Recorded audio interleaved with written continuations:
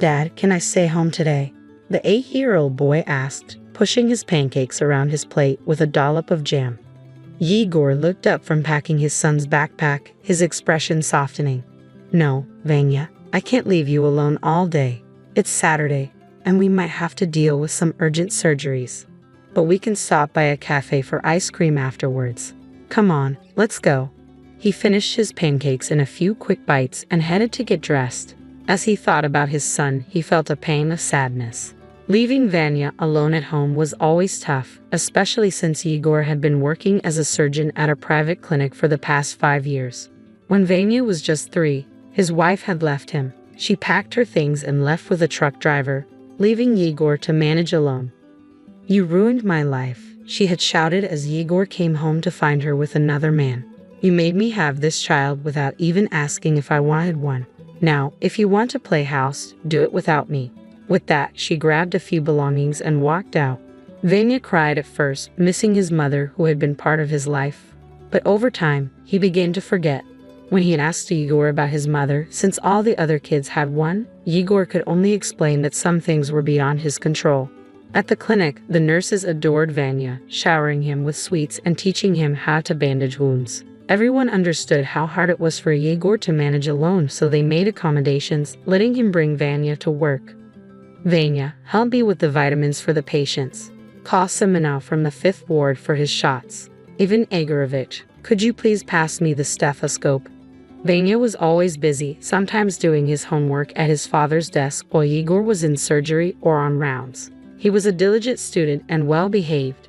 Vanya also visited the patients, greeting them and asking if they needed anything. The patients looked forward to his visits. His presence brought a fresh perspective to their routine days. Vanya would chat about the weather and the interesting things he had seen, and many noticed that they felt better simply from having him sit with them, talk, or hold their hand. When a patient's condition didn't improve despite the medication, Vanya would often greet them, hold their hand, or gently place his own hand on their clenched fist or warm palm. Remarkably, the next day, their condition would often show significant improvement. While no one truly believed he was a magician or healer, there was a hopeful, almost unspoken belief in the possibility of a miracle. "Vanya, could you be a good helper and fetch the thermometer from the 3rd ward for Grandpa Petrovic?" the nurse asked, handing him a simple task while she organized pills into cups. The 3rd ward was a bit isolated, with a faded, worn-out number on the door. The clinic was in the process of updating its signs, and this one had yet to be replaced. Vanya quietly opened the door, planning to ask who Grandpa Petrovic was, but was surprised to find only one bed inside. Nearby were some unfamiliar, sharp-looking instruments. He stepped in cautiously and approached the bed. Lying there was an elderly woman who reminded him a bit of their neighbor. She was hooked up to various tubes and wires and appeared to be sleeping. Intrigued, Vanya tiptoed closer to get a better look at her face. Her eyes had delicate wrinkles, and her lips seemed to curve into a gentle smile. She must be a kind person, Vanya thought. I wish I had a grandmother like her. As he sighed and prepared to leave, he accidentally brushed his hand against hers. At that moment, something strange occurred. It felt as if Vanya was in a dream, watching scenes unfold from the side. He saw glimpses of her life. She was with a man in a white coat, then she was brought home by ambulance, and later she was seen emerging from a house with a bundle while the man brought her flowers.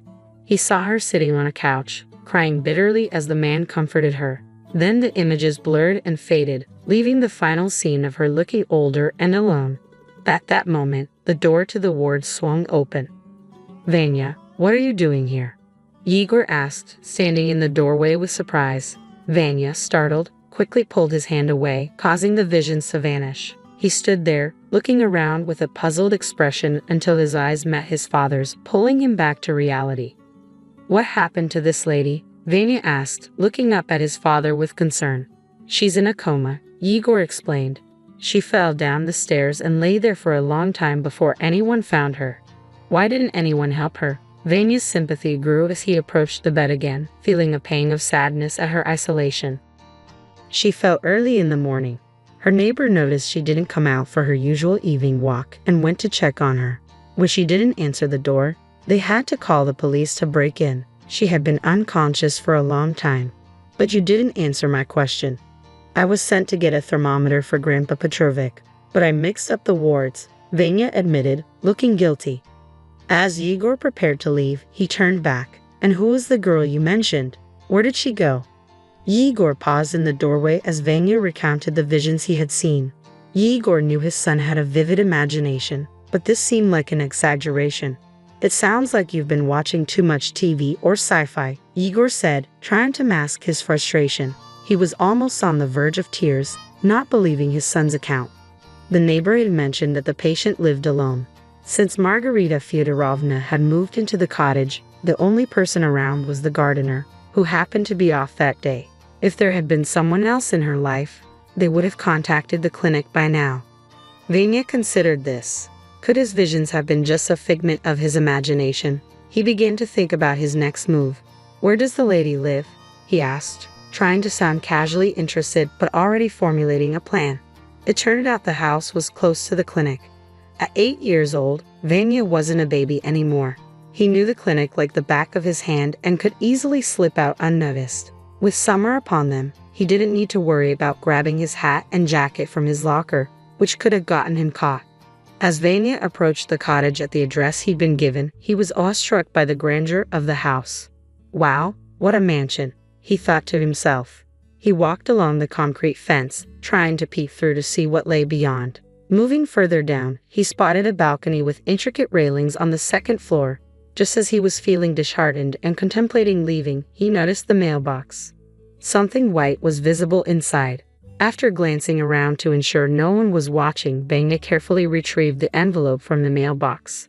The seal bore unfamiliar, non-Russian characters that he had never seen before. Hastily concealing his discovery, Vanya realized he needed to leave before anyone caught him. With his father's surgery taking precedence, their cafe outing was off for the day. But Vanya now had something important to investigate. He quietly slipped into the ward where Margarita Fyodorovna lay. As he observed her, he noticed a subtle change in her cheek, a faint pinkish hue and the slight fluttering of her eyelashes. Probably just my imagination, he thought. He pulled up a chair to the bedside and sat down, carefully taking out the envelope he found. Hello, you don't know me, but I'm Vanya. My dad works here as a surgeon and mentioned that you're alone with no visitors. But I saw you with a girl. Is she your daughter? Vanya continued to talk, filling the silence. I was at your house. It's so beautiful and big. How can you live there all alone? It must be a bit scary. He gently placed the letter in Margarita's hand, and her fingers twitched slightly. For some reason, Vanya felt that searching for her here was the right choice. Just then, his father entered the ward and noticed the envelope in the patient's hand. Yegor said sternly, using his son's full name when he was upset. What's this? Where did this letter come from? It might be from Margarita Fyodorovna's daughter, he recalled, remembering her patronymic. We should probably read it. He looked at the nurse with a hint of urgency. What if it's from relatives? Yegor wrestled with his conscience over whether to open the letter, but practicality won out. The patient needed her family. The letter turned out to be from Margarita's daughter. She wrote that she had left her partner, Julian, and was returning to Russia. She was thrilled that her mother liked the house she had found for her and hoped to stay with her for a month while she found her own place. Well, she has someone after all, Vanya said, jumping with excitement. Yes, it's good news, Yegor thought, relieved he had opened the envelope. Now, they needed to find the daughter's contact details. He went through Margarita's personal belongings from when she was admitted, searching for a phone. If you want, you can stay here, Yegor said to Vanya, who nodded eagerly. When they finally found Margarita's daughter, Yegor was grateful that her phone wasn't locked. It was easy to find her contact details. After a few rings, the line connected. The daughter was at the airport, preparing to fly home to her mother. Yegor quickly explained the situation to her. She arrived with her suitcase and was ushered to Yegor. Despite her disheveled appearance and nervous demeanor, she immediately approached him. She had just managed to leave her partner, Julian. Though this thought briefly crossed Yegor's mind, he quickly focused on explaining the situation to Margarita's daughter and leading her to her mother's bedside. Vanya was still there. As the daughter saw her mother, she instinctively recognized her as the girl from Vanya's vision. She rushed to the bed. Mom, it's me, Lena. Can you hear me? Lena gently stroked her mother's hand, tears streaming down her face. I told you not to go with that Gerard. Why did you let me go? Nothing good came of it. And now you're lying here. Lena sobbed. Igor had to gently guide her to his office. Once Lena had calmed down with some valerian, he learned more about her. Lena was Margarita's only child. Her father had passed away 3 years ago, and they had run a family business together. The publishing house had flourished since her father's time. Business was thriving, and soon an international partner expressed interest in opening a chain of publishing houses in France. The partner also took a liking to Lena. He was a decent guy, and her mother enthusiastically supported their budding romance. Despite this, Lena couldn't envision a future in either the business or the relationship. Eventually, she felt compelled to return home, and that's when things took a turn. Dad, Lena, Vanya burst into the office, his eyes wide with urgency. They all rushed to Margarita's ward, where she was sitting on the bed, attempting to detach the wires and sensors connected to her. Mama? Margarita Fyodorovna, this is a nightmare, Lena exclaimed as she entered the room. Margarita glared at Igor with feigned indignation. Doctor, why have you entangled this poor woman like a fly in a web? Let me help. Igor rolled up his sleeves and began assisting in removing the sensors. Just then, Margarita's gaze fell on Igor's forearm. Doctor, is that a birthmark on your arm? She asked, puzzled. Igor shrugged casually. Nurses arrived and set up an IV drip. Soon after, Margarita began to regain her senses. Thank you, she said, but this shouldn't have happened, especially not now. I need to finish my shift. With Igor's shift over, they were preparing to go home. Lena wanted to stay with her mother, but Margarita insisted she get some rest after her trip, assuring her that she wasn't in immediate danger. After some discussion, they invited Lena to join them, and she accepted gladly. On the way, they stopped at a supermarket, bought ice cream for Vanya, some fine wine for themselves, and tried to make the best of the day. During the drive, Lena shared more about her family. We were overjoyed when our son was born, she began. He was a healthy, strong little boy. I thought I was a good mother because he was always well fed. I played with him, sang him songs, and took him for walks. But once, when he was just 8 months old, I ran into a store for less than 5 minutes to get some formula. When I came out, the stroller was empty. I nearly lost my mind. Back then, there were no security cameras. We searched everywhere, put ads in newspapers, on TV, and even posted flyers. We offered a reward. He had a distinctive birthmark in the shape of a horseshoe on his forearm, just like yours, Igor. Everyone stared in stunned silence. Then all eyes turned toward Igor. I come from a respected family, Lena continued. My mother is a professor and my father is a doctor of medical sciences. They're both well regarded. I'm their only child. My father passed away 8 years ago, and my mother 5 years ago. She left me a letter, instructing me to read it only after her death. With everything that's happened, divorces and all, I got so caught up in life that I forgot about it. He slapped his forehead. It's in my safe. I'll get it. He hurried to his office, leaving everyone anxiously awaiting another revelation. When he returned, he held the envelope with trembling hands, despite his calm demeanor as a surgeon. May I? Lena asked, taking the envelope from him. She opened it with practiced ease and handed it back, her curiosity palpable. Igor hesitated, his anxiety about the letter evident. If I'm Margarita's son, then Lena must be my sister, Vanya continued. I was thinking of inviting her on a date. What was I thinking? Lena seemed to have similar thoughts, her face pensive and distressed. Margarita, lying on her pillows like a throne, looked utterly dejected, as if she had yet another secret to reveal. There's more, Margarita said, taking a deep breath as if bracing herself. I fell into a deep depression, lying for days, barely eating, and lost 20 kilograms. My husband eventually managed to pull me out of that state, but then I faced another blow. Hormonal imbalance meant no more children. Again, my husband supported me, saying there were children who needed parents.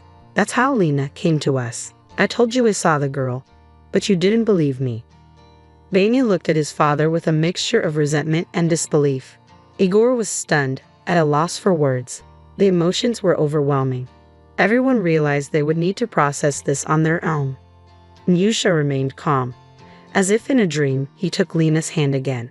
He recalled seeing her leave with a bundle, her father greeting her with flowers. And now, grown up and facing his own reality, Thank you for staying with the story until the end. If you enjoyed it, please support it with a thumbs up. All the best. I got pregnant. Don't come back home. What? Was I not clear? I'm having a baby with Johnny. No. No way. Pearl, it's your fault. You neglected your husband under the guise of accompanying your mother, so you got what you deserved. Mila said this with a triumphant look. But I, without any disturbance, took the message "don't come back" quite literally. Really? I'd be delighted to. Johnny and Mila were dumbstruck by my unexpected reaction. Pearl, what are you saying? Aren't you angry that I cheated? Well, I was surprised at first, but not angry. Besides, I have a new home now. New home? What's that about? Yes, I have somewhere else to go. I don't need to bother with Johnny, whom I can't trust anymore. Mila can have him. I muttered that to myself. And these two were about to face an incredible disaster. I am Pearl, a 43-year-old working mother in construction. I have had a best friend from childhood, Mila. We've been hanging out since we were little. But in middle school, we became like delinquent friends due to our rebellious natures. That continued until high school graduation, but as we grew up, our lives took completely different paths. I have always hated studying, so instead I worked on self-improvement in my 20s, such as earning certifications. My efforts paid off, and my career got on the right track in my 30s. On the other hand, Mila spent her 20s and 30s partying, believing it is a waste not to. Now past 40, both unmarried. Mila didn't seem too concerned. But I, raised by a single mother after losing my father young, wanted to get married and repay my mother's upbringing. At work, most men close to my age were married. I casually asked my boss if he knew any eligible men. He introduced me to a single man close to my age. That's how I met Johnny. He was 2 years older than me, a construction company president. Serious and dignified. Johnny, who inherited the company from his parents, was work-focused like me. Busy with work and acquiring certifications, he hadn't been much interested in marriage. We clicked over having a lot in common, so we started dating. Within a year, we promised to marry. I told Mila the news. Really? That's great, Pearl. Congratulations. Thanks. Sorry I'm getting married before you. Don't worry about it. Just be happy. Mila seemed genuinely happy for me. Thank you.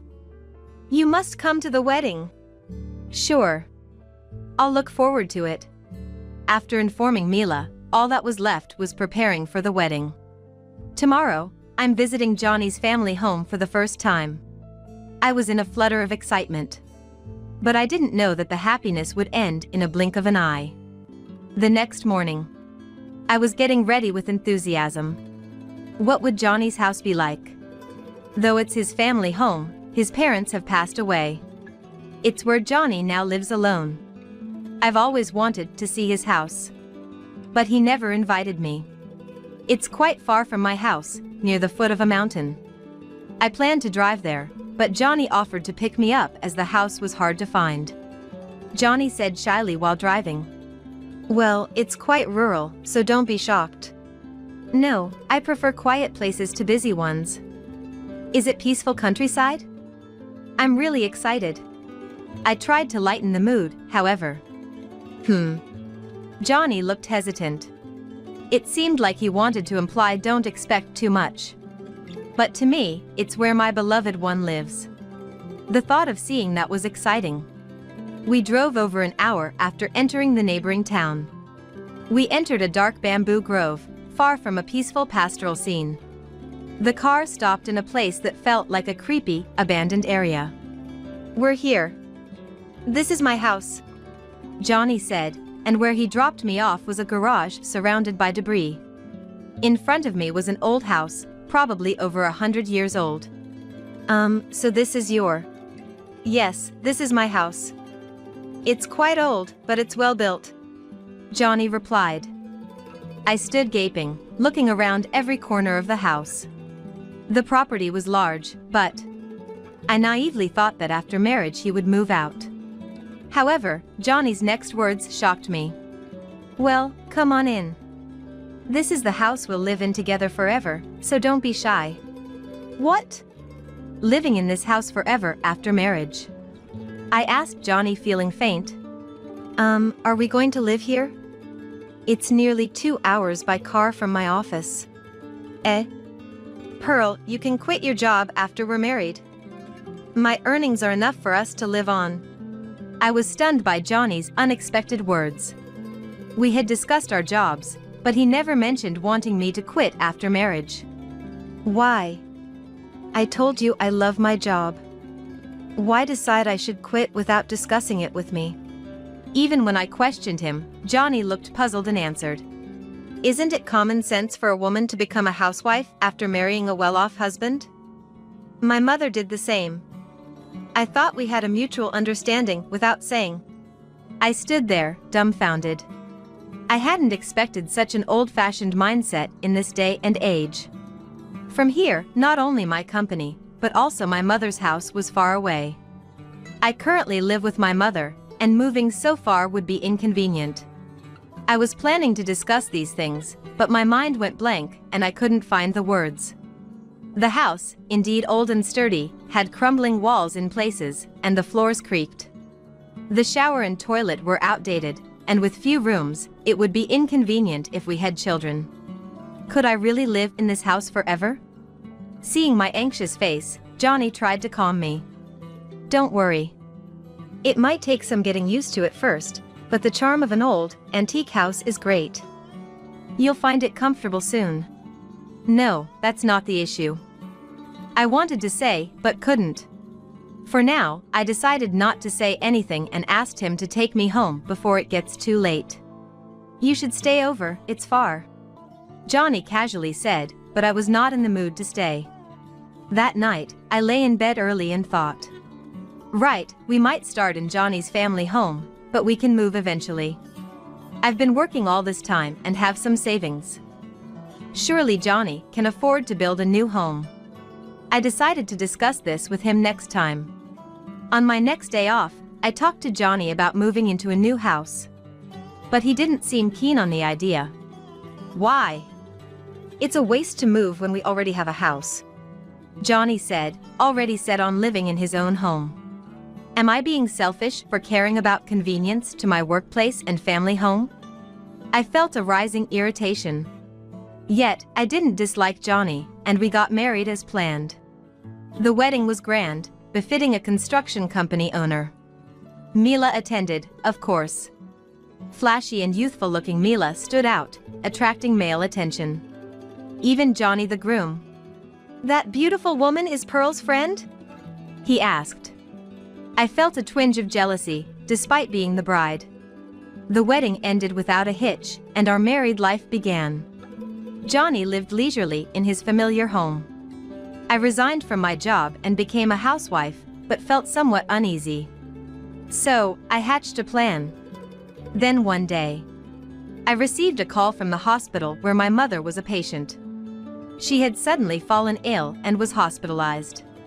I rushed to the hospital and entered the room where my mother is in. "Mom, are you okay?" "Pearl, sorry for worrying you," my mother replied, looking very unwell. According to the doctor, her condition wasn't good, and she needed a long-term hospital stay. I returned home to take care of my mother for a while. Then, I packed my things and told Johnny that I'd be away for some time to accompany my mother.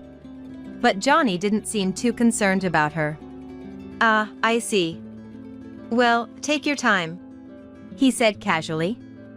I frowned at Johnny's reaction. It sounded as if I was going out for fun, despite me saying I was attending to my seriously ill mother. Yet, Johnny looked displeased at my expression. "Huh? What's with that face? Did I say something wrong?" "No, it's nothing," I replied. Come to think of it, Johnny was raised in a wealthy environment. Expecting him to understand was perhaps too much.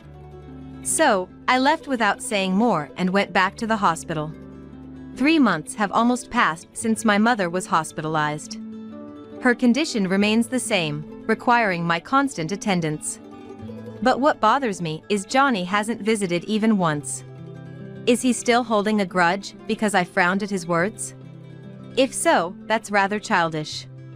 Lying in her bed, my mother looked at me worriedly. "Pearl, is Johnny all right? Don't worry about me, why don't you go back home?" "It's okay, Mom. I do go home occasionally." I reassured her, not wanting to worry her further, but truthfully, I felt anxious. For the first month, I did check on the house. But Johnny was always in a bad mood and hardly spoke to me. I would just finish the housework and return to the hospital. Gradually, I started feeling like Johnny was managing on his own, and I wasn't needed. Alone at night, as my mother slept, I wondered, is this how things should be? Months passed with me lost in these thoughts, when I received a call. It was Mila. "Hello? Pearl, it's been a while. Just thought of you and called." "Mila, really long time. How have you been?" Her voice uplifted my spirits. But something in Mila's reply seemed hesitant. Yeah. I'm fine." "Oh, okay." I felt the conversation turn awkward, beginning to feel unsure of what to talk about next. Then, Mila broached a new topic. "Hey, when are you coming back home next?" "What?" I hadn't told Mila I was staying away to be with my mother. Her question took me by surprise. But since she reached out after so long, I recovered myself and asked her back. "What's up, Mila? Did you call for something specific?" No, nothing. Just wanted to hear your voice." As Mila spoke. "Hey, Mila!" A familiar male voice called out in the background. Mila gasped. "Oh," and hurriedly ended the call. That voice. Could it be? A chill ran down my spine. It's been over 3 months since I stopped returning home. A bad feeling crept over me, and I decided to go home the next day. And the next day. After the morning rounds at the hospital, I hurried to my house. It was Sunday, so Johnny should be home. When I arrived, a bright red sports car occupied my usual parking space in the garage. That car seemed familiar. Entering the house, I saw stylish high heels in the entrance. I was right about my suspicion. "Johnny! Are you here?" I shouted from the entrance, and Johnny emerged, looking surprised. "Pearl! Why are you back suddenly? You should have told me you were coming." "Why?" "These shoes in the car in the garage, they're Mila's, aren't they?" "Yeah, Mila just happened to stop by."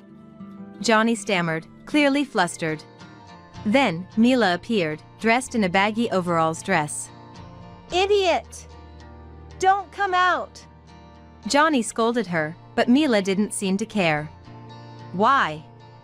"It's not like it's a secret. We had to talk about it eventually," she said defiantly. Mila stood there boldly, not showing any remorse. Her outfit was unusually simple for her, a long dress covering her ankles. It looked almost like a maternity dress. As I pondered, Mila revealed a shocking truth. "I got pregnant. Don't come back home." "What? Did you not hear me? I'm pregnant with Johnny's baby," she exclaimed. "No way, really?" Standing aside, Mila blurted out while Johnny, with a sigh, "Just great," kept his gaze downcast. Perhaps Johnny wished to have this conversation in a more composed state. "Pearl, it's your fault. You were neglecting your husband under the guise of accompanying your mother. You brought this on yourself." Mila said this with a triumphant look. But I remained calm and collected. Seeing my calm demeanor, Mila said with puffing up her cheeks, "What's with the act? I heard you don't even like this house." "That's fine by me. Old as it may be, the property's spacious, the neighbors aren't nosy, and above all, Johnny's kind and wealthy." What more could I ask for? Johnny, buoyed by her high opinion of him, suddenly changed his awkward expression. When I first saw Mila at the wedding, it was love at first sight. So I figured, why not live with Mila instead of Pearl, who doesn't even like this house? That's right, Johnny called me after finding my contact in the guest list saying Pearl isn't coming back, so please, come over. I was unsure at first, but how could I say no when he needed me so much? I see. I responded indifferently to Mila's smug love story. Just playing cool, aren't you? You must be so upset. But let me remind you, Johnny's baby is growing inside me. Don't bother coming back here. With that, I decided to graciously accept her invitation with a smile. Really? I'd be delighted to. My unexpected reaction left Johnny and Mila dumbfounded. Pearl, what are you saying? Aren't you angry about my affair? Well, I was surprised at first, but not angry. Besides, I have a new home now. A new home? What are you talking about? Johnny looked utterly bewildered, so I gave him further explanation. You see, I've been house hunting since we got married. This house was fine initially, but it's not practical for children. There are no schools nearby. Mila looked startled by my words. She hadn't considered schooling for her unborn child. Why didn't you discuss this with me? Because you didn't want to move from here. So, I took it upon myself to find something. But that's no longer your concern. What do you mean? Johnny can be so oblivious. He had an affair and even got her pregnant. There's no way we'd be moving together now. I mean, you should stay here with Mila and your baby. You're well off, so just enroll your child in a distant school and drive them back and forth. As I spoke, Johnny nodded. Right. In agreement. Mila, wide-eyed, finally addressed me. Pearl, you're oddly compliant. How can you so easily accept Johnny and me? No, I've just lost faith in Johnny, who never once visited my seriously ill mother in the hospital. I've decided to live with her in the new house. We've arranged for home nursing care. Are you really not angry about the affair? You won't demand compensation later? Johnny is always so self-centered. The epitome of a coddled upbringing. Don't worry. I'm not that petty. I replied with a slight smile. I knew they would face their own karma eventually. And so, Johnny and I divorced. I moved into the new house with my mother. It's barrier-free designed, so she can recover comfortably. It's also close to the hospital, which gives me peace of mind. As for Johnny, he began his married life with Mila in that house. Mila's belly was getting bigger, but there was no hospital nearby. So, for checkups, Johnny apparently had to drive for over an hour to take her. Even then, they might have been able to have a happy married life. After a while, I got a call from Johnny. Hey! Why do we have to leave our house? I thought the day had finally come. Did your uncle visit? Yeah, he did. Did you know and hide it from me? Johnny's uncle is his father's brother. Huh? You should have known. That our house is owned by your uncle. Oh. It seemed Johnny had forgotten that and continued living in that house. I learned this when I visited Johnny's relatives before our marriage. When Johnny's father, the eldest son, was dying, he entrusted the ownership of the family home to his younger brother, the uncle. It seems they thought Johnny was too unreliable to inherit it, even though he was the successor. In other words, Johnny was living there with his uncle's permission. I totally forgot about that. But yesterday, my uncle suddenly came and said, I believe I told my wife that I was selling this land. Why did you keep such an important thing a secret? Hearing this, I think your uncle is quite the actor. I couldn't help but to laugh inwardly. I had told the uncle everything up to our divorce. He was furious and promised to give Johnny a hard time. I'm sorry. I was about to tell you about selling the house, but then you got Mila pregnant. I thought it would be best to leave the rest to you too. But it's okay. You have enough money to move anywhere, right? Yeah, about that. Johnny's voice suddenly turned gloomy. I knew what he was going to say, but pretended not to know. What happened? I got demoted from being the president. My uncle said I was too unreliable and the employees wouldn't follow me. He told me to start over as a regular employee. So my salary is less than half now. Oh, really? I responded nonchalantly, but I already knew all this from Johnny's uncle. Mila is angry. She wanted to remodel and expand the house into a spacious mansion on the land we lived in. After hearing about moving and the salary cut, she hasn't spoken to me since last night. What should I do? Johnny sounded almost tearful. Mila was indeed after Johnny for his money. Well, that's not my problem anymore. You should figure it out yourself. What? No, wait! Johnny tried to stop me, but I didn't care and hung up. The next moment, Mila called. I didn't want to answer, knowing what it was about, but she would probably keep calling if I ignored her. So I reluctantly answered. Mila's voice was furious. Hey! What are you going to do about this? It's all your fault, Pearl. I thought I had married a rich man. Mila spat out the words I expected. Well, it's not so bad. Johnny is a kind husband to you. And it's not like he is unemployed. That's not good enough. You knew, didn't you? That we had to move out. And you kept quiet. That's so unfair. What if I had told you earlier? If the ideal life for you became impossible, you would have left. That would be sad for the baby. Mila had no comeback to that. Whatever life you lead, you're going to have a family now. You need to do your best. I said just that and hung up again.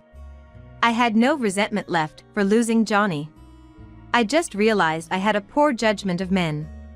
Forced to move, Johnny and Mila apparently moved into Mila's parents' house. Though her parents were angry about Mila marrying Johnny, who took me away, they warmly welcomed them for the sake of their coming grandchild. Then, years later, Johnny and Mila, with their child, came to see me. I hadn't told them where I moved, but they had seen me in town and followed me to find out where I lived. I wondered why they went to such lengths. Pearl, are you there? Actually, I came by because my child's kindergarten entrance exam results were announced today, and we were in the area. Mila barged into my house with her affected tone. Even as a mother now, she still sports flashy makeup and fashion. I didn't really want to see her, but fearing what she might say if I acted coldly, I responded. You haven't changed. So? How did it go? I wasn't interested in Mila, but knowing she'd start something anyway, I asked. Listen to this. My child got into the best kindergarten in the area. Ah, so you came all this way to tell me that? Well, congratulations. She clearly came to boast. That's right. My child takes after the father in intelligence and, thanks to resembling me, made a great impression at the interview. Mila droned on with her bragging. Oh, is that so? Good for you. I replied sarcastically, to which Mila, disliking my tone, glared at me. Despite someone's doing, we're happily living as a family now. Having a marriage and a family is wonderful, isn't it, Johnny? Yeah, that's right. Johnny, who had been silent behind Mila, finally spoke up. Their son, indeed resembling Mila, glared at me with a proud expression. He seemed to have inherited Mila's high pride too. Speaking of the top kindergarten. Ha ha ha. Single woman like you wouldn't know about kindergartens, right? It's Nakatani Kindergarten nearby. Mila scoffed at me, so I quickly retorted. What? Who's single? I'm remarried. At this, both Johnny and Mila looked shocked. You're kidding, right? Isn't this your childhood home with your mother? Yes. I have my husband living here with me. As I said this, my husband Barrett appeared. Guests? Please, come in. Ah. You are. Seeing Barrett, the two of them exclaimed in surprise. Recognizing them, Barrett responded in a reminiscent tone. "Ah, you must be Christy's parents from the other day's interview." The interviewer, was it? "Yes, sorry for the late introduction. I'm Barrett, principal of Nakatani Kindergarten. Are you friends of Pearl? Thank you for your support on behalf of my wife." Hearing Barrett was the principal, they froze. "Wait, the principal is Pearl's husband?" "Indeed. Who would have thought someone like you would marry the principal of a prestigious private kindergarten? How did you meet?" Mila sneered at me. "Unlike the old days, I've worked hard on myself. A woman like me. I didn't deserve to be mocked by Mila now. We met at work.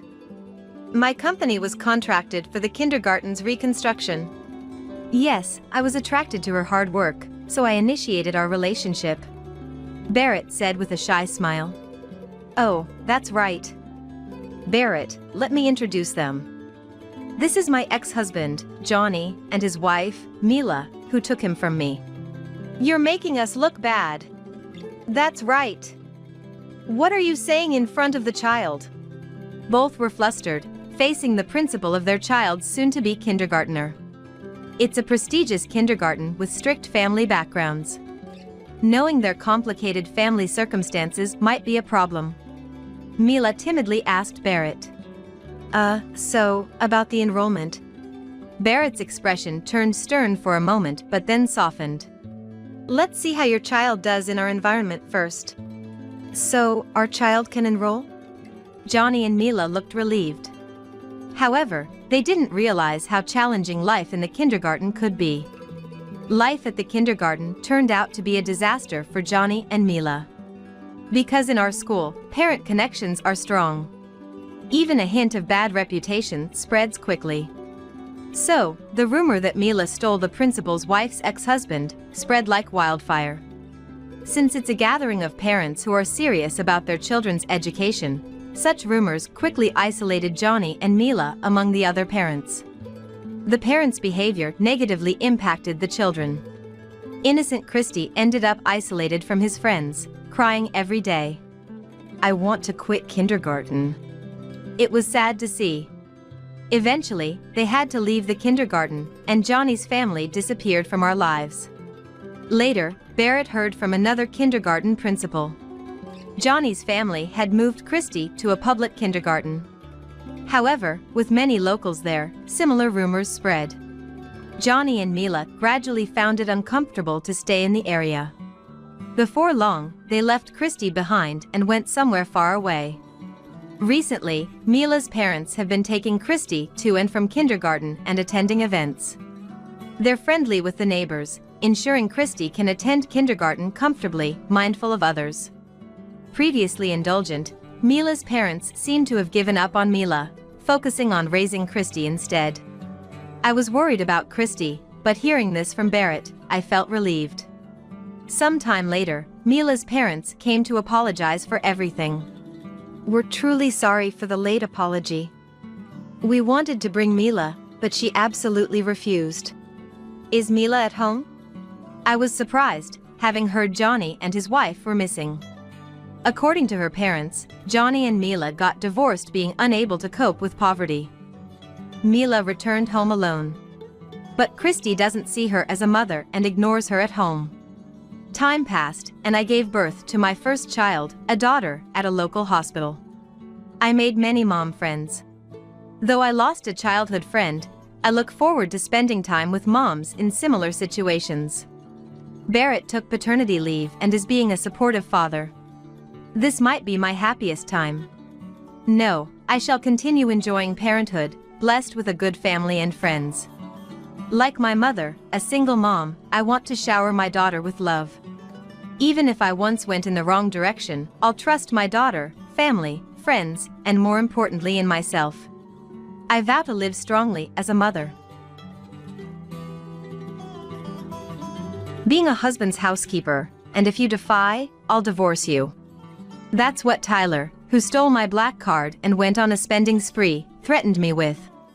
Taking advantage of my being at work, he's off gallivanting on overseas vacations. I can't stand being mocked by such a ridiculous man. Sure. At my wit's end, I dismiss a call from Tyler and set out to enact a terrifying plan of revenge. My name is Harper. A former actress, I was a star who swept the nation. Having appeared in international dramas, I was once reported overseas as captivating men around the world. My popularity back then was extraordinary. My retirement from the entertainment world came about when I married Tyler, my then manager. He was my rock, skillfully supporting me as I tirelessly traveled the globe. He took care of everything, from my health to my personal life. Even after leaving showbiz, he's been a great help with the business I'm currently handling. Now, we collaborate and run a company related to apparel. I retired from the entertainment industry to marry him, and that was 10 years ago when I was 21. At the height of my fame, my retirement announcement had the media swarming my house daily. Even fanatical fans showed up. Every day, I received letters begging me not to quit, and my departure even caused a societal stir. Rumors and various media coverage abounded, but Tyler and I, oblivious to public opinion, married at the peak of our happiness. Everyone around me supported this decision. Just before retiring, I launched my own apparel brand, and now Tyler works there as an employee. I've entrusted him with the finances, while I, as a president, market our models. Though our life seems perfect, it's been far from it lately. Tyler's been acting strange. He comes home exhausted, sighing heavily, and gazes at me with an indescribable look. What's wrong, Tyler? You've been down lately. Trouble at work? I've always understood that he tends to internalize things. That's why, during our time together, I often try to gauge his mood. It seems he struggles to voice his worries and complaints on his own, always waiting for me to intuitively act. Sure, there are times when this feels bothersome, but I've never really resented it. After all, he has dealt with more troublesome things because of me. Gratitude, I suppose, has always outweighed any annoyance. I'm tired of always being the sidekick, always following your orders. His words, so unlike the expected work-related complaints, shook me. What's this all of a sudden? You've never mentioned this before. He often deliberately spoke in a way that hurt me. He starts saying these things when his work gets busy. Since he's always so firm at work, I guess he doesn't have a place to vent. I remember venting to him numerous times when I was an actress. So, I understand how he feels. But still, being confronted with such unexpected words, my voice trembled with disturbance. I've been holding back. You are busy, and I'm the one being taken care of, if you think about it. He earns decently, but after all, he's just an employee at my company. I'm the higher earner. I never thought income mattered in our marriage, so his words were a shock to me. Even when you come home, it's all about work. You hardly pay any attention to me. When we go shopping together, you buy whatever you want without a second thought. How do you think I feel watching that? I'm actually quite patient. Why can't you be more considerate? He, pouting like a spoiled child, looked at me with dissatisfaction. Honestly, his words irritated me. Our household mostly runs on my income. I told him he could do whatever he wanted with his salary. It's my way of thanking him for all the trouble he's gone through for me. There were times when we were poor, and he supported and provided for me. I thought I was repaying him for all his sacrifices, even until the day I retired, by letting him use his time as he pleased. It's heartbreaking to hear such ungrateful words from him. The clothes and accessories I buy during our shopping trips are from money I saved. If anything, I'm the one who's been holding back. These thoughts flash through my mind, and anger starts to build within me. Harper, you're just too free. I want more time off, and I'd like to travel leisurely. The job at the company pays well but leaves no time. I joined your company specifically to ease your burden. Don't I deserve some gratitude? Instead of prioritizing your time, give me some time to rest too. When I retired, he chose to continue in the entertainment industry as a manager, staying behind while I left. But when my business started taking off after we got married, Tyler changed his mind and wanted to be my support. If I join the company, you won't be lonely, right? I want to be there for you, Harper. Since I wanted to spend more time with him, I agreed to let him join our company. I never asked him to join, so why am I being treated like this? Isn't this life enough? Isn't he being too selfish? While I was pondering this, he made a proposal that felt like a final blow. Hey, my parents are turning 60 soon. Can I take some time off for their celebration? That's all I ask. No more demands from me, but I'll need 2 weeks off. I want to take them on an overseas trip. They've never been to Mexico, and I want to show them the delicious food and beautiful sights there. I was taken aback by his unexpected request and felt a sense of discomfort. A 2-week vacation could be easily taken by using paid leave. Our company is known for its easy vacation policies. There's no reason for such a confrontational approach unless something else is going on. Despite this, the fact that he would come to me directly with such a hostile attitude for negotiation struck me as odd. I thought so, but it was just a hunch. There was nothing concrete to prove this uneasy feeling. While suppressing my irritation, I calmly responded, "That's fine, but I can't join you this year. There's an important fashion show for our models and the Paris collection needs preparation. Can you ask if next year works? I'll adjust my schedule then." As his wife, I can't miss my parents-in-law's 60th birthday celebration. But this year, our company has 2 major events, and I can't afford the time to travel. I suggested postponing, but he refused with a smile. "That's fine. I'll just go with my family. I want to spend some time with them. As the accountant, my absence won't disrupt the work too much." His reference to family pained me, as if implying I'm an obstacle. So, how about it? I deserve some free time too, right? He has always been someone who speaks without malice, often impulsively. His honesty and straightforwardness are some of his good traits, but sometimes he speaks too hastily. No one is perfect, and I chose him as my partner, flaws included, but this way of speaking is just too much. Even if he doesn't intend it, why do I have to be spoken to like this? Doesn't he care about me at all? Harper? Are you listening to me? Despite this, I've always received great care from my parents-in-law. I can't often visit their house due to work, but when I do, they treat me like their own daughter, always praising my work. I'm so happy to have such a proud daughter.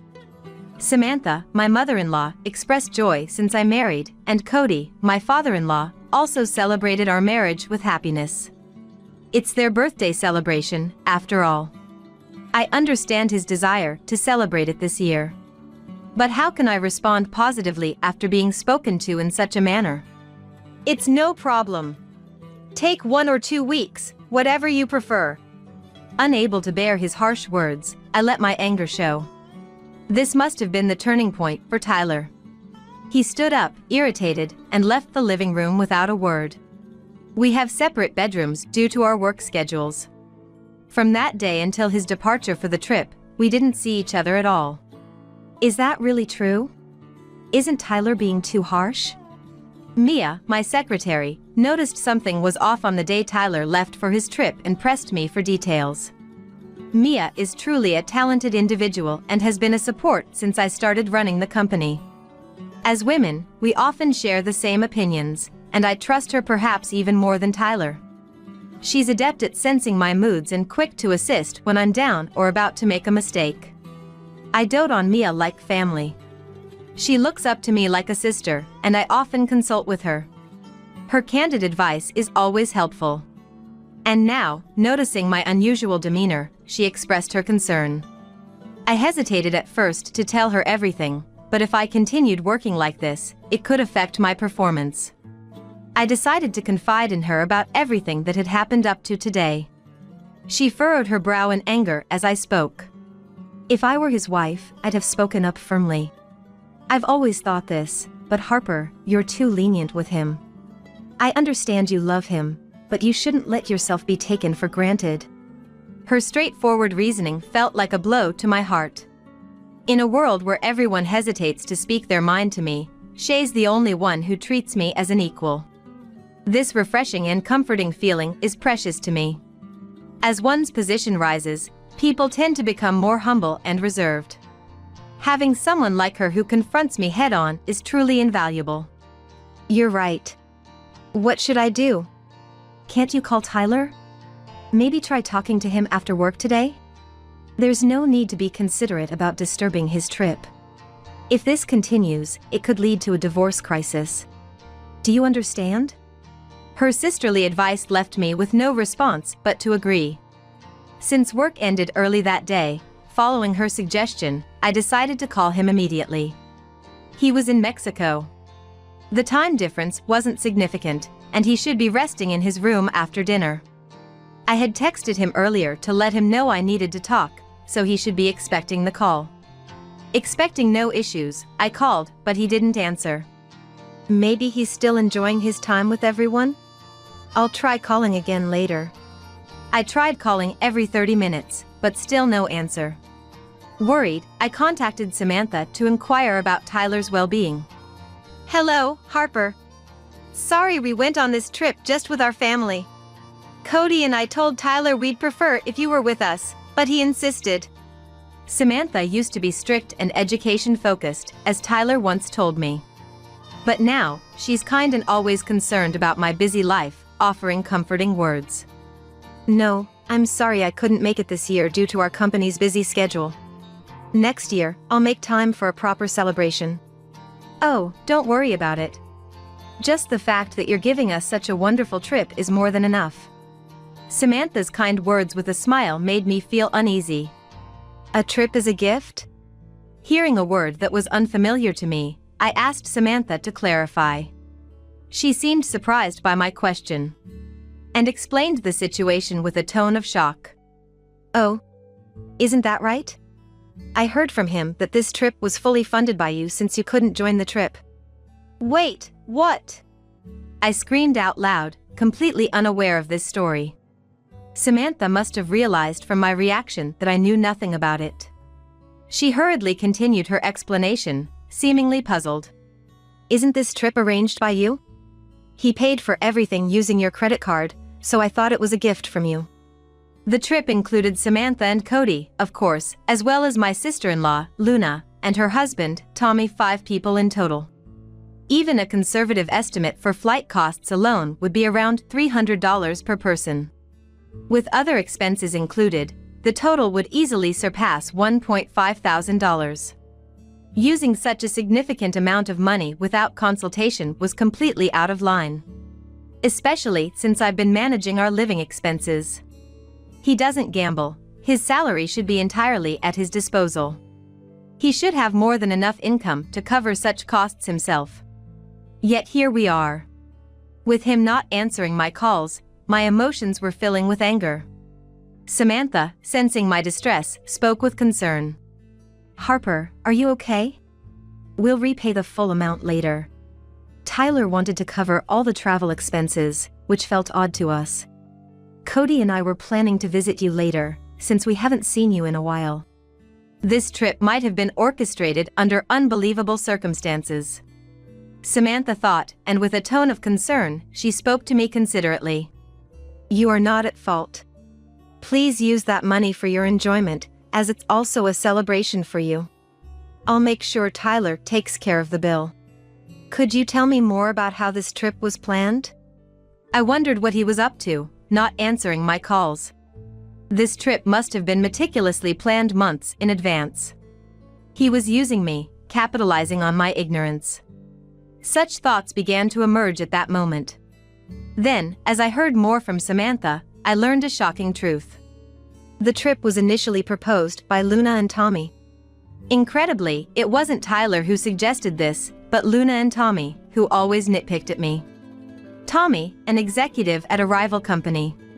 Tommy, looking down on me for being a female CEO and considering our companies our rivals, always seemed displeased when we met. Luna, always full of pride, had a grip on Tyler even before our marriage, and he couldn't stand up to her. It seems they didn't like him showing me any affection. It seems they disliked the affection Tyler showed towards me. Even though they conveniently used him themselves, they couldn't stand him being even slightly nice to me. Both Luna and Tommy, always competitive, disliked me, and I tried to keep my distance from them. However, they targeted me and persuaded Tyler to plan this trip. It's likely that his aggressive confrontation with me that day was instigated by Luna and Tommy. They probably wanted him to create a situation where I would be the unwanted one, as they thought they couldn't enjoy themselves with me around. They chose a day when they could make me an outcast and brought Tyler along to provide the funds. I'm so sorry, I didn't know anything about this. Tyler told us not to contact you directly because you were busy. Samantha apologized. If Samantha, Cody, and I, unaware of the plan, had communicated, the plan would have been exposed, potentially straining my relationship with Tyler. To prevent this, Samantha and Cody were instructed to restrict their actions. To prevent any disruption of their plan, it was necessary to impose certain restrictions on Samantha and Cody beforehand. For them, unaware of how busy my work schedule was, Tyler's advice was taken as an absolute directive. They adhered strictly to his words, deciding to thank me only after they returned from the trip. Harper, did you give Tyler a credit card or something? He was making payments with a black card I've never seen before. What?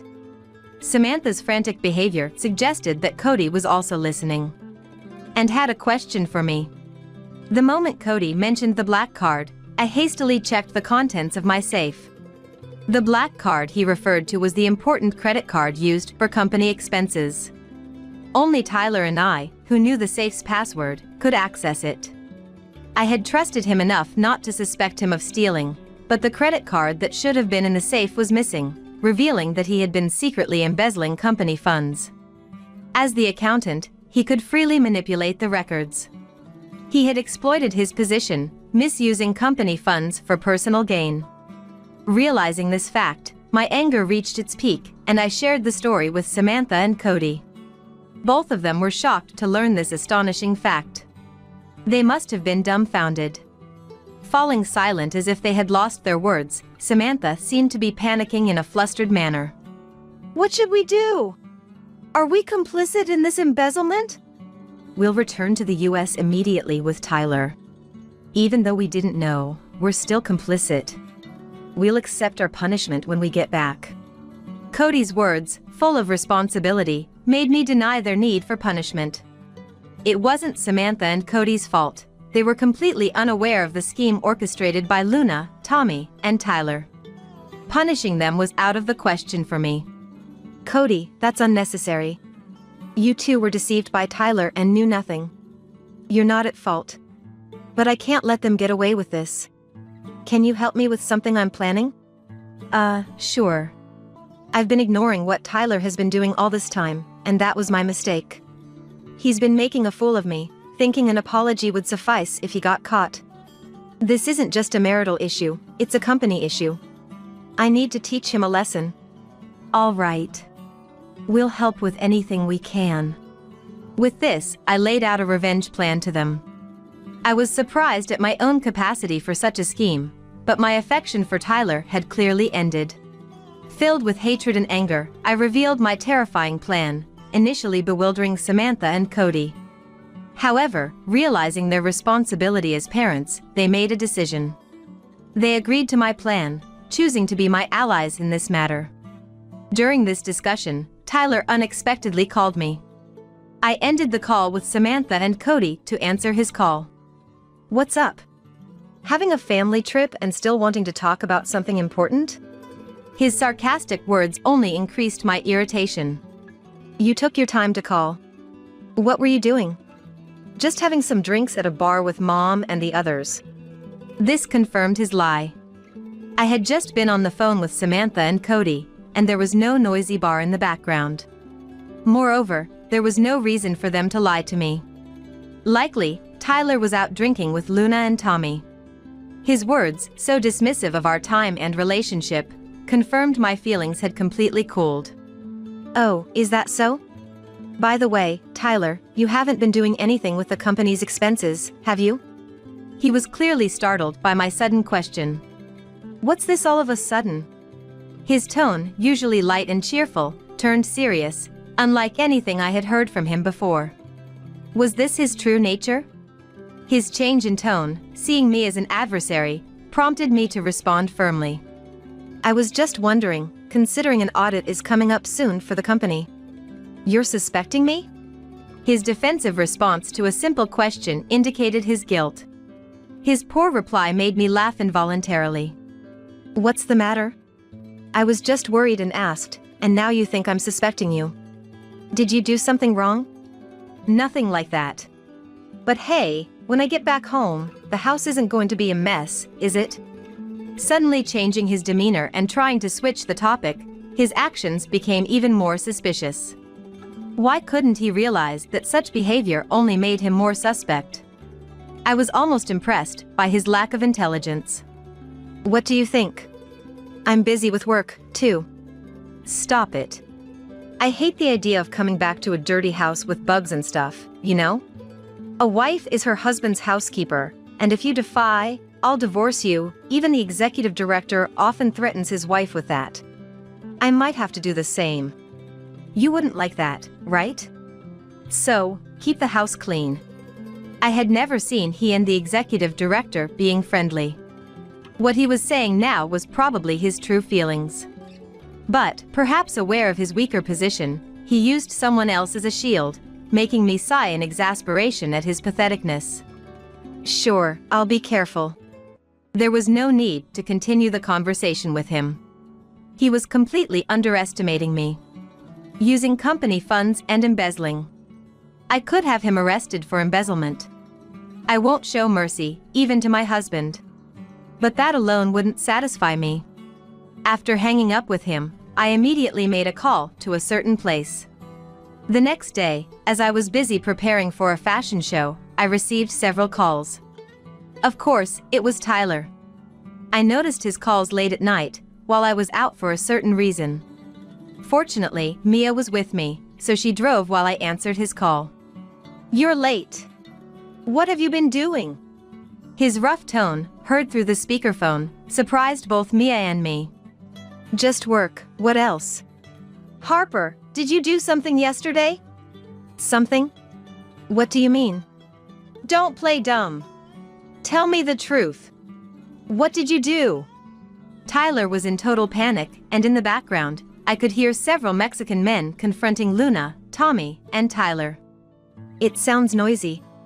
What's happening?" "It's nothing." He suddenly became flustered after shouting. Realizing he'd be at a disadvantage if he spoke out, he struggled to find the right words. His behavior was so bizarre that I decided to explain the situation to him. It was time for him to taste true despair. "Too bad. You were supposed to be enjoying a lavish time in Mexico, but now you've woken up from that dream overnight, right? But it's your own fault for misusing someone else's money." "Did you do something, Harper?" While he was reacting strangely, I explained what I had done the previous day. I contacted the president of the credit card company I had a contract with. Despite the late hour, the president, always grateful for my patronage, agreed to suspend the company's credit card early in the morning. If a credit card is misused, the company doesn't have to pay the shop, so the shop bears the full loss. However, this time, since the payment was supposed to be made in full at the hotel checkout, Tyler, unable to use the stopped card, was now stranded and being questioned at the hotel reception. "Tyler, Mom and Dad have already checked out. The cab they reserved took them away, so there's no one to pick you up." Luna, cornered, desperately asked Tyler what to do. Hearing this, he became even more panicked and turned his anger towards me. "Doing such a thing, you think you can get away with it? Are you okay with us getting divorced?" "Please do. In fact, I prefer divorce from a husband who embezzles company funds. I've already spoken to the lawyer, and will proceed with the divorce proceedings." He, flustered by my unshaken demeanor, realized his mistake. "I've been silent about everything you have done so far. There was truth in him supporting my work, and I was grateful to him. But I've reached my limit." "But Realizing his dire situation, he pathetically acknowledged my fury. The reception, relentlessly demanding payment, showed no mercy. He, relying on an interpreter, couldn't speak Spanish at all. Listening to this, I had an idea and suggested to him to pass the phone to them. Nobody there speaks Spanish, right? Can you let me talk to them? I'll explain for you. Will you help me? I'm glad to switch. Thinking that I had changed my mind after his apparent regret, he quickly handed his mobile phone to the hotel reception. I explained the situation to the reception in Spanish, and they quickly understood. To ease any concerns, I got their contact information, which Mia noted down. They happily agreed to cooperate with my deal. After talking to me, they returned the phone to Tyler. What happened? Did you sort it out? Yes, I took care of it. Now it's up to you guys to manage. Really? You're a lifesaver, Harper. I love you. With that, he was called back to the reception. Unaware of our conversation, he ended the call and followed them. Are you okay? This might turn into a big problem. Just perfect. It's the right kind of hell for them. An hour later, as expected, Tyler called many times. When I answered, he was in a pathetic state. What's going on, Harper? What is this place? He showed me a video call of a slum street. Tyler, Luna, and Tommy had been taken to the slums and stripped of all their belongings. The fact that they ended up in one of Mexico's most dangerous slums was unexpected. The receptionist had told me. I was a fan of Harper. I'll arrange the punishment, leave it to me. But I never expected it would be this place. I laughed out loud at the location, far beyond my expectations. Lucky you. Still alive in the most dangerous place in Mexico. It's a miracle you're alive. That's impossible. Wait, Harper. What do you mean? Explain, and come to help us right now. From the video call, it was clear they could hear my voice. The homeless people surrounding them were causing a commotion. You were causing trouble for Harper. It's your fault. You three should reflect. Samantha and Cody appeared on the call, surprising Luna and the others. Mom and Dad, what are you doing? Harper's acquaintance flew us back on a private jet to the US, and Harper came to pick us up. We knew you were trying to trap Harper. We asked her to do whatever she wanted. At that moment, the homeless people behind them started questioning Luna, Tyler, and Tommy. The slum residents were merciless, even to women, if they seemed to have anything valuable. As they argued on the video call in the dangerous streets, it was natural they'd become prey. I spoke to the locals in the background, smiling. These men have been misusing my credit card and have been terrible to me every night. Do whatever you like with them. I want them to see hell. They agreed, saying, leave it to us. The call ended abruptly, likely because the phone was taken. Since then, they have been living in fear in the slums. Treated poorly by the locals and unable to afford a return to the US. They were effectively trapped abroad. I confirmed the events with the hotel reception afterward. Their acquaintance, apparently a boss in the slums, agreed to take care of Tyler and the others in exchange for a treat of fine liquor. The agreement was made on the condition that they'd be safe from life-threatening situations. In return, I agreed to sing at their hotel, the only song I released during my active years. The song you released is still my treasure. Your thanks can be in the form of a song, so come stay at our hotel. I'll tell the manager to give you the best service.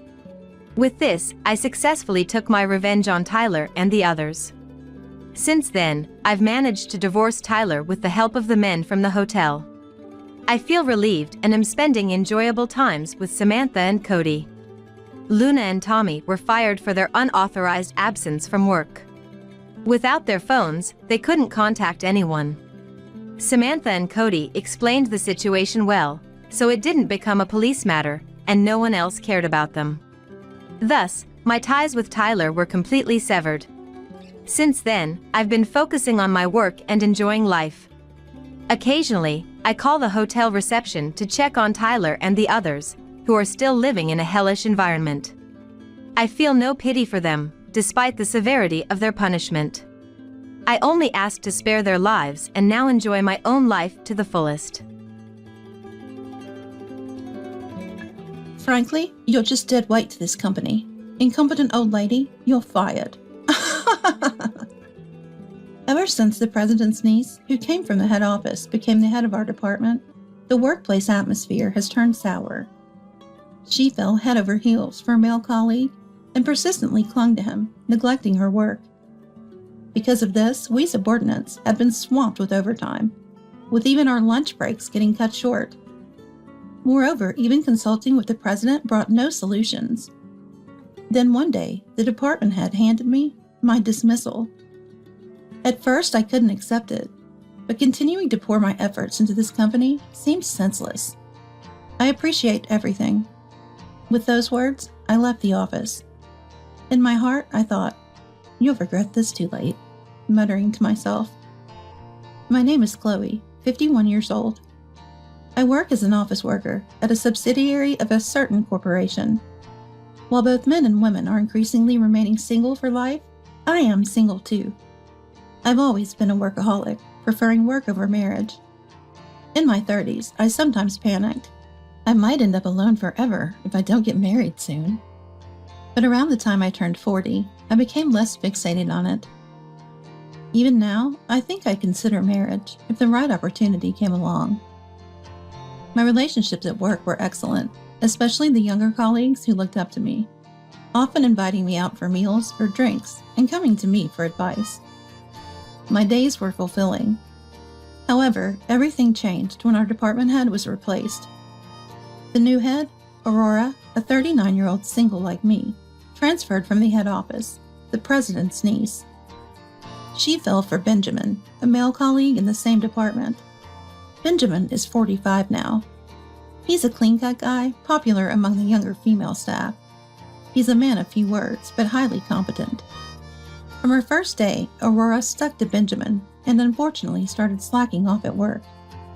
That day, even though it was only 10 a.m., Aurora said to Benjamin, "Mr. Benjamin, it's about time for a lunch break, right? Why don't you join me for lunch? There's a chic restaurant about 20 minutes away by taxi." "Manager, it's too early for lunch, and we can't go to a place that takes 20 minutes by taxi. Our lunch break is only supposed to be an hour." "Don't worry, I'm the manager, after all. If I'm with you, you're allowed to take as long a break as you want." At Aurora's words, not only Benjamin but everyone in the office frowned. Actually, I had been consulted by Benjamin several times about Aurora. Aurora, it seems, kept taking Benjamin to the conference room during work hours for idle chatter, and Benjamin was troubled because he couldn't get his work done. Feeling I had no choice, I went to Aurora's desk and said, "Manager, there's still time before lunch. Benjamin has work that needs to be done right now. If you take a 2 or 3 hour lunch break, the rest of us employees will have to pick up the slack." "What? Is that a problem?" Aurora glared at me sharply. "It's a big problem, especially since our rival's performance has been improving lately, and the president has told us to work harder than ever. My uncle has entrusted me with the full responsibility for this department. I don't need you telling me what to do." I couldn't believe these words were coming from someone about to turn 40. The excessive overtime and inability to take a proper lunch break for us other employees were due to Aurora disrupting Benjamin's work. Moreover, Aurora would swiftly leave work as soon as it was time to clock out. Even if our beloved Benjamin was working overtime, she preferred to leave right on time. After Aurora repeatedly ignored my warnings, I decided to talk to the president directly. "President, the manager is interfering with Mr. Benjamin's work. Please, could you do something about it?" "Well, I've heard about it from Benjamin and other employees, but I've left the department entirely to Aurora. It's not for me to intervene." "But the work progress is getting worse." The president sighed in annoyance. "Really? We need to work hard not to fall further behind our rivals. I have a lot of other things to do. Don't add to my workload." "But Don't make me repeat myself. Get back to work, that's all. I was dumbfounded. I never thought the president would be this kind of person. Though I had heard rumors of mistrust from some employees, so it was true. Perhaps the president found it bothersome to meddle in subordinate relationships and was somewhat favoring his niece Aurora. That's why I, the most senior in the department, along with the section and division heads, had to keep warning Aurora whenever she caused trouble. Moreover, the frequency of Benjamin's consultations about Aurora increased, and he and I spent more time together. It didn't take long for Aurora to start disliking me. That day, after managing to escape Aurora's persistent lunch invitations as usual, Benjamin and I had lunch outside. Returning to the office after the meal, Aurora muttered to me, "Acting flirty at your age? Huh? Ridiculous!" I was taken aback. I never expected to evoke such jealousy from a woman over a decade younger at my age. After hearing what Aurora had muttered, Benjamin later apologized to me. "Sorry for causing trouble for you, Chloe." Benjamin bowed deeply, but he wasn't at fault. "Don't worry about it. I'll do my best so that you and the other younger employees can work comfortably. Feel free to talk to me about anything, okay?" However, since then, Benjamin has reduced how often he spoke to me in front of Aurora, trying not to cause me trouble. So I started initiating conversations with Benjamin.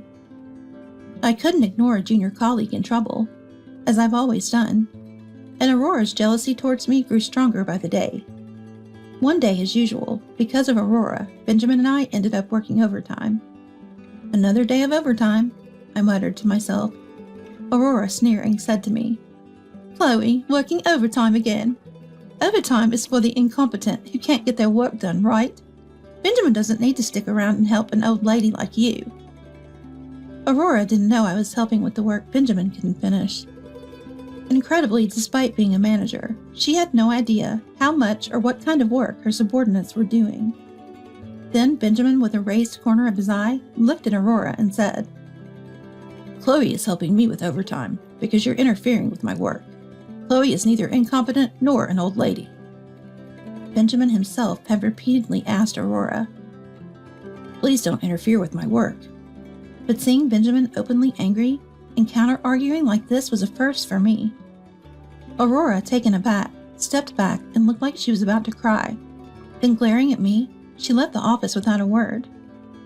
The next morning when I arrived at work, Aurora was unusually already there. Since Aurora always arrived several minutes late, I was surprised. Seeing me, Aurora said, "Chloe, could you come here, please?"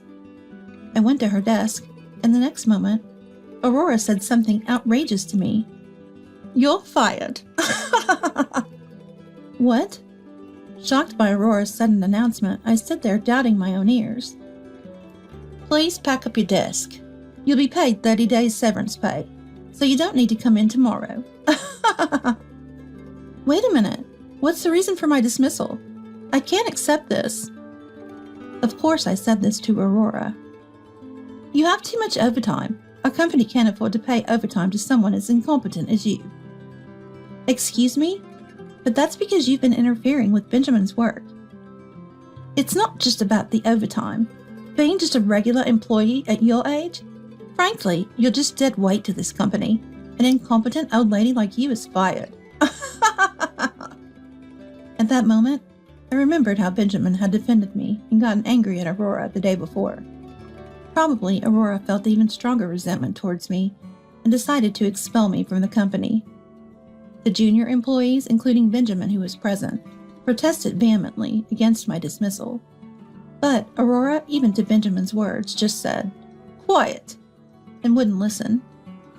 Initially, I couldn't accept the dismissal, but then I thought about it again. Why work under such a person, feeling miserable every day? Is there any point in contributing my valuable time and effort to a company led by someone who let such a person run rampant? Finally, I answered Aurora. "Understood. I appreciate everything." And then I packed my personal items from my desk. As I was leaving the office at the end of the day, Aurora, laughing in a high-pitched voice, said, "How refreshing to be rid of an incompetent subordinate." I didn't retort and just left the company silently. In my heart, I thought, "You'll regret this too late," muttering to myself. The next day when I was at home, I surprisingly received a call from Aurora. I thought I had handed over my work to the section heads, division heads, and other employees. Could there have been something I missed? Though I didn't want to talk to Aurora, I reluctantly answered the phone. "Hello?" "Hello, Chloe. You left your coffee cup in the break room, you know?" Aurora reminded me, and I realized I had forgotten to check for any left-behind items in the break room, preoccupied with handing over my work. "I'm sorry.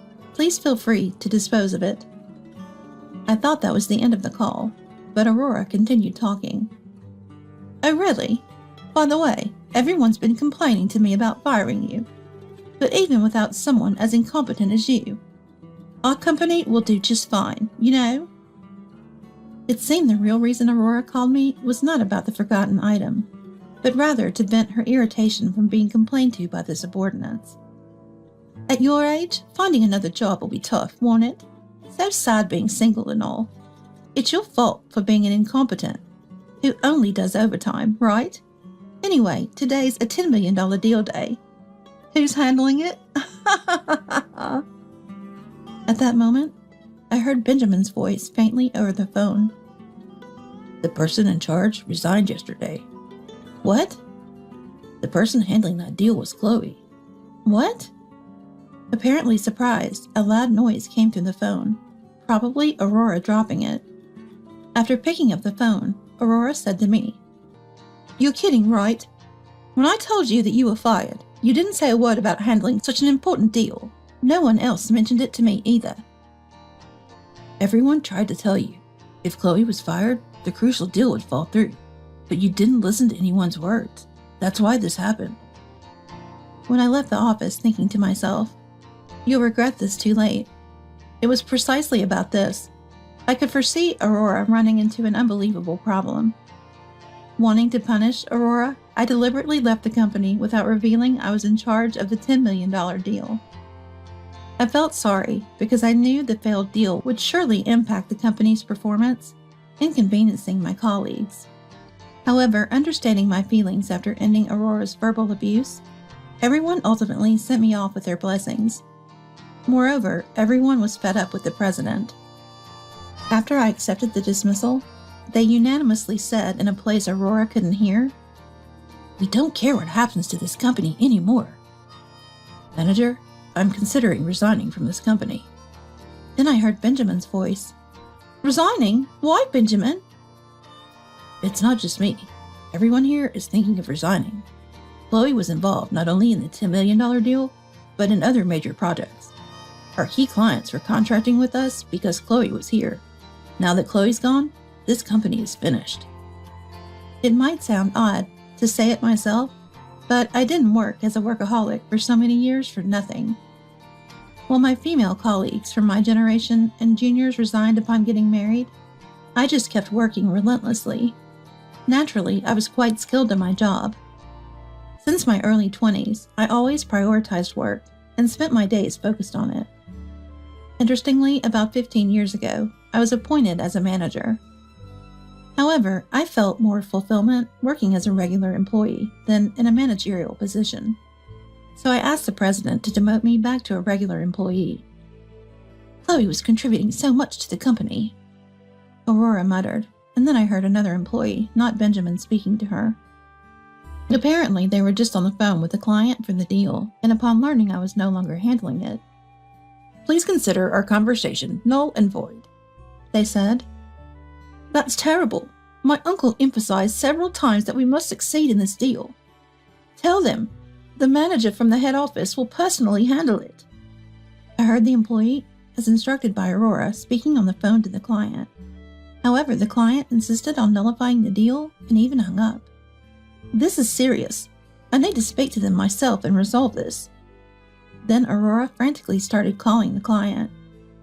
Her explanations were so confused, I tensed up, worrying she might anger them further. Aurora had little grasp of what her subordinates were working on. Though it's not surprising this happened, it was still dreadful. A few minutes into Aurora's call, there was a sudden silence, followed by her weak mutter, "They hung up on me." I could imagine Aurora standing at her desk, pale-faced. Honestly, I felt a sense of satisfaction. It even brought a smile to my face. Then I said to Aurora on the phone, "Hello, manager, can you hear me?" "What? Hello?" "I'll be hanging up now. Again, thank you for everything." Just as I was about to press to end the call button, Aurora stopped me. "Wait, don't hang up. Chloe, please come back to the company." "What?" "I'll apologize for everything I've said and done to you. Please just come back." Aurora sounded desperate, but of course I had no intention of returning. "I'm sorry, but that's impossible. Excuse me." "Wait, don't hang up. I said I'd apologize." "You are the one who fired me, right? And now that things have gone wrong, you want to act as if nothing happened and expect me to come back. That's too convenient. Goodbye." Then I finally hung up the phone. Aurora called several times after that, but I blocked her number without hesitation. That evening, while preparing dinner, my doorbell rang. Opening the front door, I was surprised to find Aurora and the president standing there. "Even though I left everything to Aurora, I never imagined she would dismiss you of all people. I'm truly sorry. Of course your dismissal is canceled. Please come back." "I'm so sorry." Both of them bowed deeply to me. "Without Chloe, today was truly disastrous. The $10 million deal was cancelled, and all the subordinates submitted their resignation letters to me. Please come back." "I'm sorry, but please leave. As I said over the phone, I have no intention of returning to your company." I made my stance clear to them. Yes, they were reluctant to leave. "Please, we need you. Without you, our company will surely collapse." "Please, if you return, the employees who submitted their resignation letters will surely come back. Benjamin will continue to work for us too." "I, like Chloe, have no intention of returning to the company." Turning around, I saw Benjamin walking from the living room towards the entrance. "What? Why is Benjamin at Chloe's house?" "All thanks to the manager." Aurora didn't seem to understand Benjamin's words. Stunned, she stood frozen, mouth agape. Benjamin then added, "Chloe has always been supportive while I was troubled by the manager's persistent advances. The more the manager followed me, the closer Chloe and I became." "What? Closer?" "Chloe and I are now in a relationship." "What?" Indeed, Benjamin and I had recently become a couple.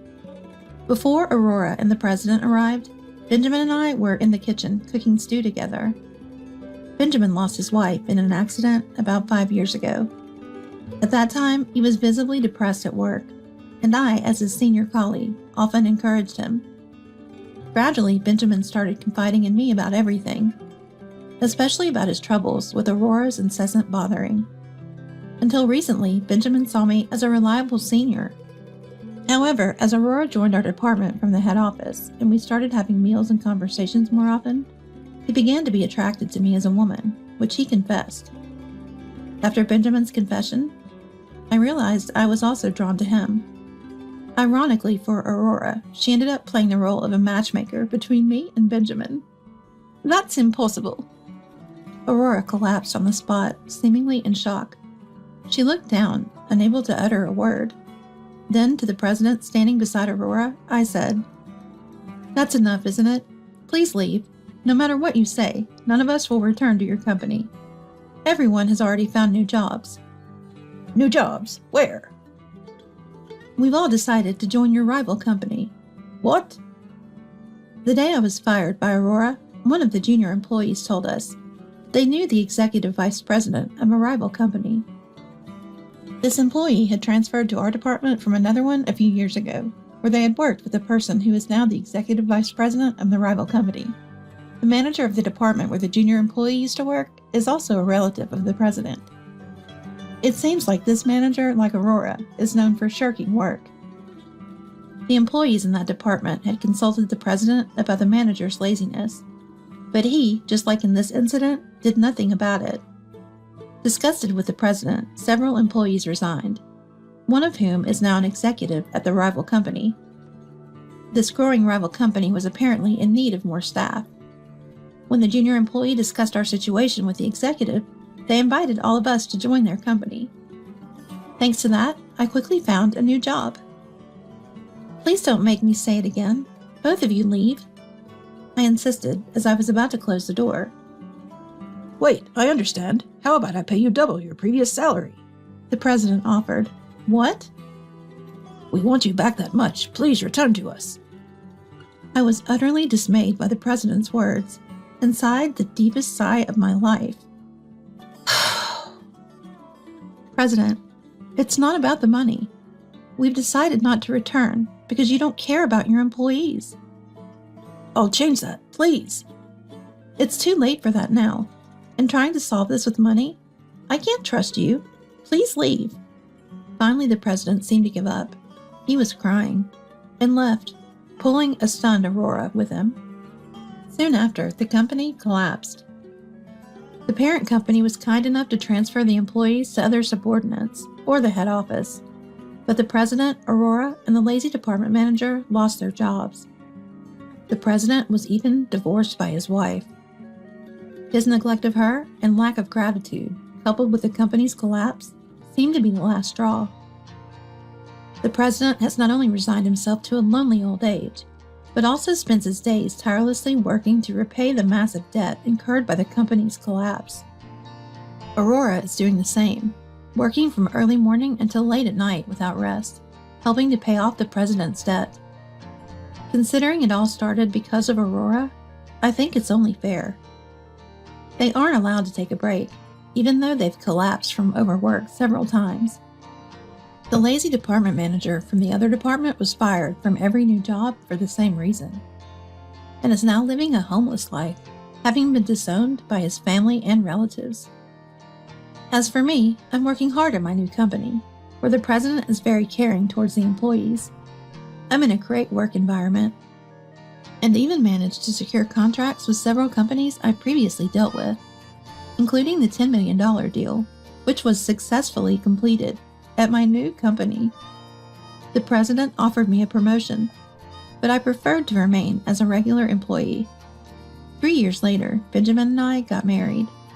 I never thought I'd marry, but finding such an attractive man like Benjamin changed my mind. I'm very happy now. I had little social or romantic experience when I entered into an arranged marriage. The man I married was the son of a small to medium-sized company's president. My family also owned a small business with a few dozen employees. Our parents probably met somewhere and, realizing they had children of marriageable age, arranged our meeting. I lost my mom when I was young, and my dad raised me alone. Being an only daughter, he was concerned about my future and somewhat forcefully arranged the marriage. As for me, I was shy and not very good at making friends. After graduating high school, I started working at my dad's company. I had no part-time job experience and never went out at night. I wasn't interested in romance, so the idea of an arranged marriage actually suited me. I had a crush during my school days, but never dated anyone. The only men I interacted with were my dad and the male employees in their 40s at our company. Having almost no experience in love, I thought I couldn't possibly get married. However, I was lucky to have this arranged marriage opportunity, and I wanted to put my dad at ease, so everything went smoothly and led to marriage. My husband was 3 years older than me, but looked much younger. He also joined his dad's company after high school and was expected to become its president. The business was doing well, and, as it turned out, he was quite my type. I fell for him at our first meeting but couldn't make the first move. To my surprise, he proposed during our second meeting alone. Overwhelmed with joy, I happily accepted. And so, after just 2 meetings, we got married, and he became my husband. Our married life began in his parents' home. He wanted to stay close to observe his dad's work, as he would eventually take over the company. I moved in with my husband's parents as per the arrangement. My in-laws were delighted that I could live with them, which I knew would reassure my dad. But this feeling was short-lived, starting from the second day of our marriage. I lost my mother when I was young, so I can do all kinds of household chores. Well, I thought I could. That morning, as I went down to make breakfast before my husband woke up, I found my mother-in-law, Grace, already awake. "Oh, good morning. You're late. Have you cleaned the entranceway yet?" I was surprised. It was only 6 a.m. "I'm sorry, I'll quickly clean the entranceway," I said, rushing to sweep the front door area. So, cleaning the entrance is a morning routine in my husband's house. I resolved to wake up earlier from the next day. Then, I prepared breakfast for 4, but my husband didn't come down for until 7 a.m. Instead of eating right away, he lay on the sofa watching TV. "You should first serve coffee and the newspaper when your husband wakes up," Grace said while eating her breakfast, startling me. "I apologize," I responded, handing my husband his coffee and the newspaper. He didn't even look at me, just drank his coffee and read the paper. I really need to learn more. I reflected on my lack of experience and tried harder from the next day. Initially, I attributed Grace's constant nagging to my inexperience and followed her instructions. Eventually, when our daughter was born, I had to juggle childcare with everything else. Grace never interfered in household or childcare matters, continuing her relentless criticisms. I kept telling myself it was due to my immaturity. One day, unable to bear Grace's constant complaints, I appealed to my husband. "Grace criticizes me every day. I can't stand it," I said in tears. However, my husband dismissed it. "It's your fault," he said indifferently.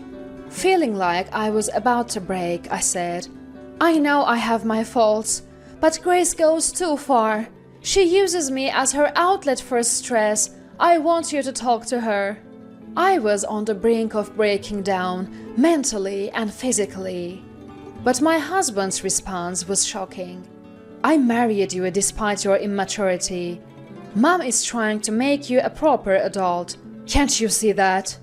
he retorted angrily. "Even so, Grace's behavior is excessive," I argued. Suddenly, he became calm and said, "If you speak ill of Mom, let's get a divorce. Go back to your parents' house."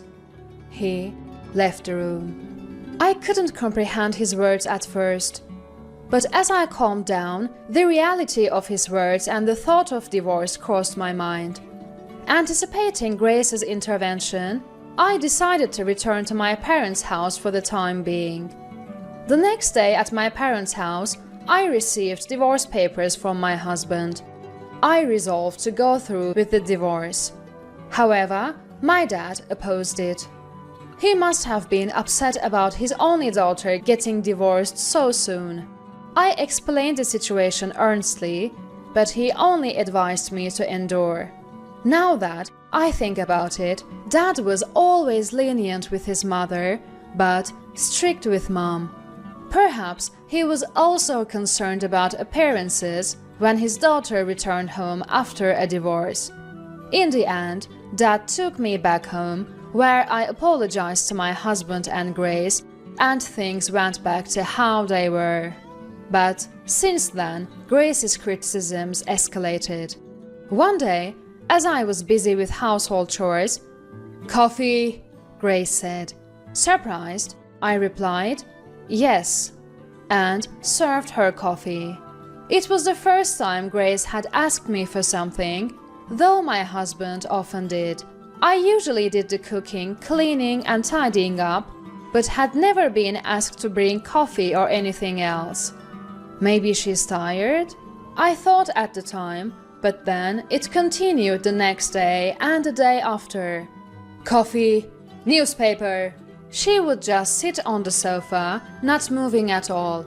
I started wishing she would do these things herself, but then, during a meal, "Oh, today's seasoning is too strong.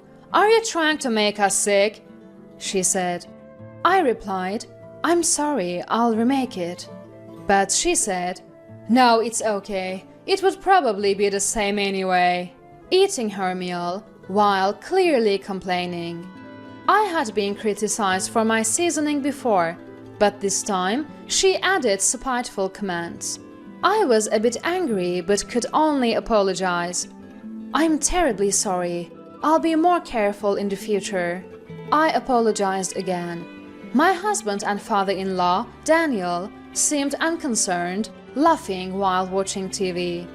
Only my daughter looked at me with concern. Honestly, I didn't want her to see me being scolded. That's why, even when Grace criticized me, I would just say, "Understood," and try to ignore it. But perhaps that bothered her. Her criticisms began to extend to my daughter. "It's the parent's fault if the child doesn't have manners. Since the parent lacks manners, the child becomes ill-mannered too," she would say loudly in front of my daughter. That was too much. "Please, Grace, could you speak a little softer?" I asked, but she became hysterical. "You're the one who raised her that way. I'm just trying to teach her properly, and you're making me out to be the villain?" she screamed. Even my husband finally noticed and asked, "What's going on?" But when I explained, he said, "Well, you can't blame her," defending Grace. From then on, Grace would call me over for any little thing and berate me. In my younger days, I thought it was my inadequacies that upset Grace. Now, I realize it's different. She just wants to torment her daughter-in-law. Realizing this, I gradually started to feel a sense of disgust towards Grace. However, as long as we lived together, I had to see her face every day. Whenever I mentioned wanting to visit my parents, "Planning to neglect your duties here? You've become quite presumptuous," she would complain. Fearing her complaints if I went back home without permission, I hardly ever returned after getting married. During this time, my real dad passed away in a traffic accident. It was so sudden that I was in shock, but I couldn't listen to Grace's nagging anymore and rushed to my family home.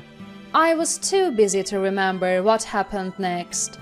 My dad's business collapsed, unable to recover after his sudden death. The company's lawyer, a friend of Dad's, handled all the paperwork, allowing me to stay beside Dad's portrait. Then, unexpectedly, the lawyer informed me of an inheritance from Dad.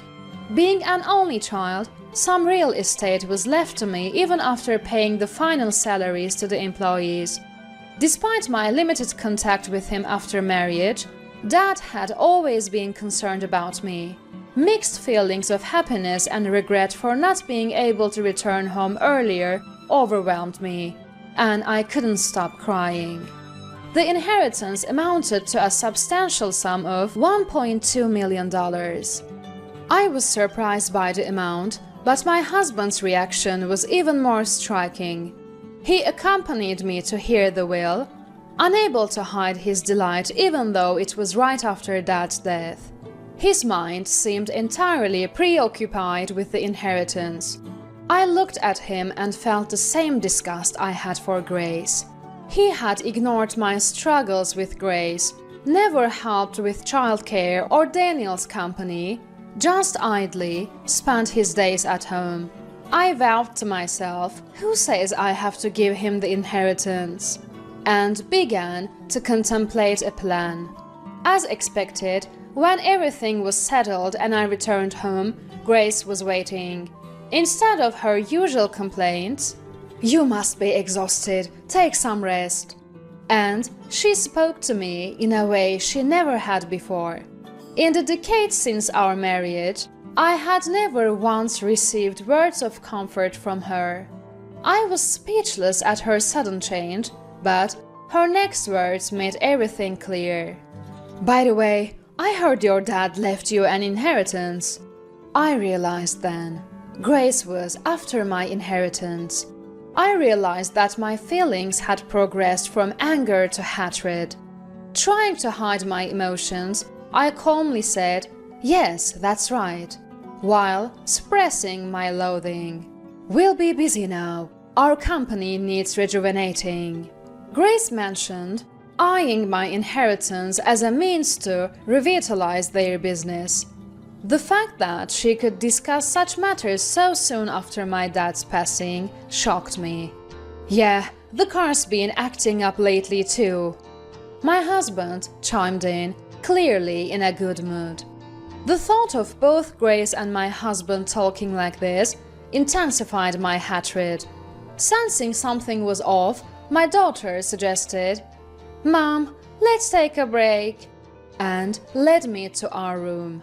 Thanks to her, I managed to escape the situation. From then on, Grace stopped her nagging, and she and my husband would excitedly discuss plans for reviving the company and look at catalogs for new cars. I suppressed my hatred as I went through each day. In a bold move, they even appointed my husband as the president of the company. He began spending lavishly, giving bonuses to employees and investing in new equipment without restraint. The employees, initially puzzled, soon praised the new president as they benefited from his generosity, and the company buzzed with new life.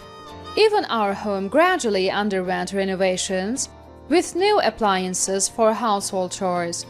For a moment, I thought that maybe, if life continued like this, free from criticism and relatively peaceful, it might be bearable. But when I thought of decades of mistreatment and the way Grace and my husband were using that inheritance as if it were their own, my hatred returned, stronger than ever, and I knew I had to execute my plan. The day to put my plan into action arrived. That day was the company's recreational trip. They had never mentioned such a trip before, but this time they decided to take all the employees. Of course, I was not taken along. My husband and in-laws left cheerfully. As soon as they departed, my daughter and I began our plan. We had a moving truck ready, which filled with our packed belongings and moved to an apartment I had secretly bought. After Dad's death and my return home, my daughter and I had discussed and decided to buy an apartment to live in just the two of us. We had slowly acquired furniture for our immediate needs. Previously, Grace's watchful eye would have made it impossible for me to live freely. However, recently she had become more outgoing, and when I went out, she didn't complain but saw me off without a word. I had been shopping with my daughter for furniture and appliances for our new home. She surprisingly agreed to the plan. Typically quiet and reserved like me, she rarely spoke at home, only discussing her school life occasionally. She had always known about Grace's bullying and had supported and defended me. Grace's mood swings often affected her too, which is why she agreed to the plan. I had been mostly forbidden by Grace to go out with my daughter, as she claimed it would neglect the household chores. Now, being able to shop together and visit apartments, I felt truly happy. My husband and in-laws, unaware of this, must have been enjoying their trip. I regretted that I would not be able to see their surprised faces when they returned the next day. And then they came back from the trip in high spirits. I don't know what happened after that. The day after they returned from the trip, I received an angry call from my husband. "What are you doing? Where are you?" he shouted. "I can no longer live with your family. That's why I left the house. My daughter is with me." I calmly replied, "I've been supporting your immaturity all this time." His words confirmed he had always looked down on me. So, he never said or did anything, even though he knew Grace was bullying me. I regretted not seeing his true nature despite years together. But now, I feel no affection for my husband. I won't accept this, he keeps saying. You are now a stranger to me, I replied. What are you saying? We haven't even signed divorce papers. He laughed, but I had the last laugh. You had gave me the divorce papers, remember? Grace's name was even written as a witness. In fact, I had the divorce papers. Previously, when I was driven out of the house, the divorce papers had been sent to my parents' home, and I kept them hidden instead of throwing them away. After Dad died, I had filed the divorce papers as part of my plan. In reality, we had been strangers for a long time. His response was silence. Then I heard Grace's familiar voice. Do you realize what you've done? This is a crime. Grace's voice, always scolding me, echoed in my ears. I calmly replied, It's not a crime, Grace. You were the witness on the divorce papers. That's a story from the past. To bring that up now? Grace shouted and hurled insults at me. I've endured your constant nagging every day. Even when you gave me divorce papers, I tolerated it and continued to live. But now, you're using the inheritance Dad left me for various expenses, aren't you? Well, that's... Grace tried to make excuses, but I interrupted her. I'm done with that kind of life. Fortunately, there were the divorce papers. Since they were never filed, I went ahead and submitted them. Is that a crime? Grace was speechless. I concluded, Thank you for everything. I'll be living with my daughter now. Take care of yourself. And hung up. That marked the end of a long period of revenge. As I expected, my ex-husband and former in-laws faced consequences. The money spent on reviving the company, buying new cars, and living lavishly turned into debt, and eventually the company collapsed. They apparently couldn't repay the money and even had to sell the family home. My ex-husband, unable to find stable work, resorted to part-time jobs. Grace turned to alcohol and was eventually hospitalized with suspected dementia. As for me, even though I have the inheritance Dad left, I didn't want to take it easy and instead gained experience working part-time. Having married through an arranged marriage and living without any knowledge of society, it was tough at first, but now I enjoy the satisfaction of earning my own money and my days are fulfilling. My daughter secured a job and is busy working. Having married through an arranged marriage and endured many hardships, I want her to experience life, find good opportunities, and choose a partner that suits her. I'm now living life for myself, enjoying it in a way I never did before. Exactly as I feared. My bad premonitions had come true. It was more resignation than anger, a feeling of, I knew it. James would surely do the same thing again. My tears and anger, James' apologies, they were all just temporary. My name is Lily. I'm an average working woman, neither beautiful nor particularly skilled at my job. Yet somehow I ended up getting to know a man I met at a bar and smoothly progressed to marriage. My female friends often say, "You're lucky to be married to a handsome man." But it's not as easy as it sounds. Women are always openly scheming around James, and he's well aware of his own charm. If you keep being so demanding, I might get taken away by another woman. He had stopped listening to me. Outside, he plays the role of a loving, gentle husband, but at home, he's a complete henpecked husband. His mother, James could have married a better woman. Why settle for someone so plain and unimpressive? She's disliked me from the first meeting. Every time we visit, I'm bullied.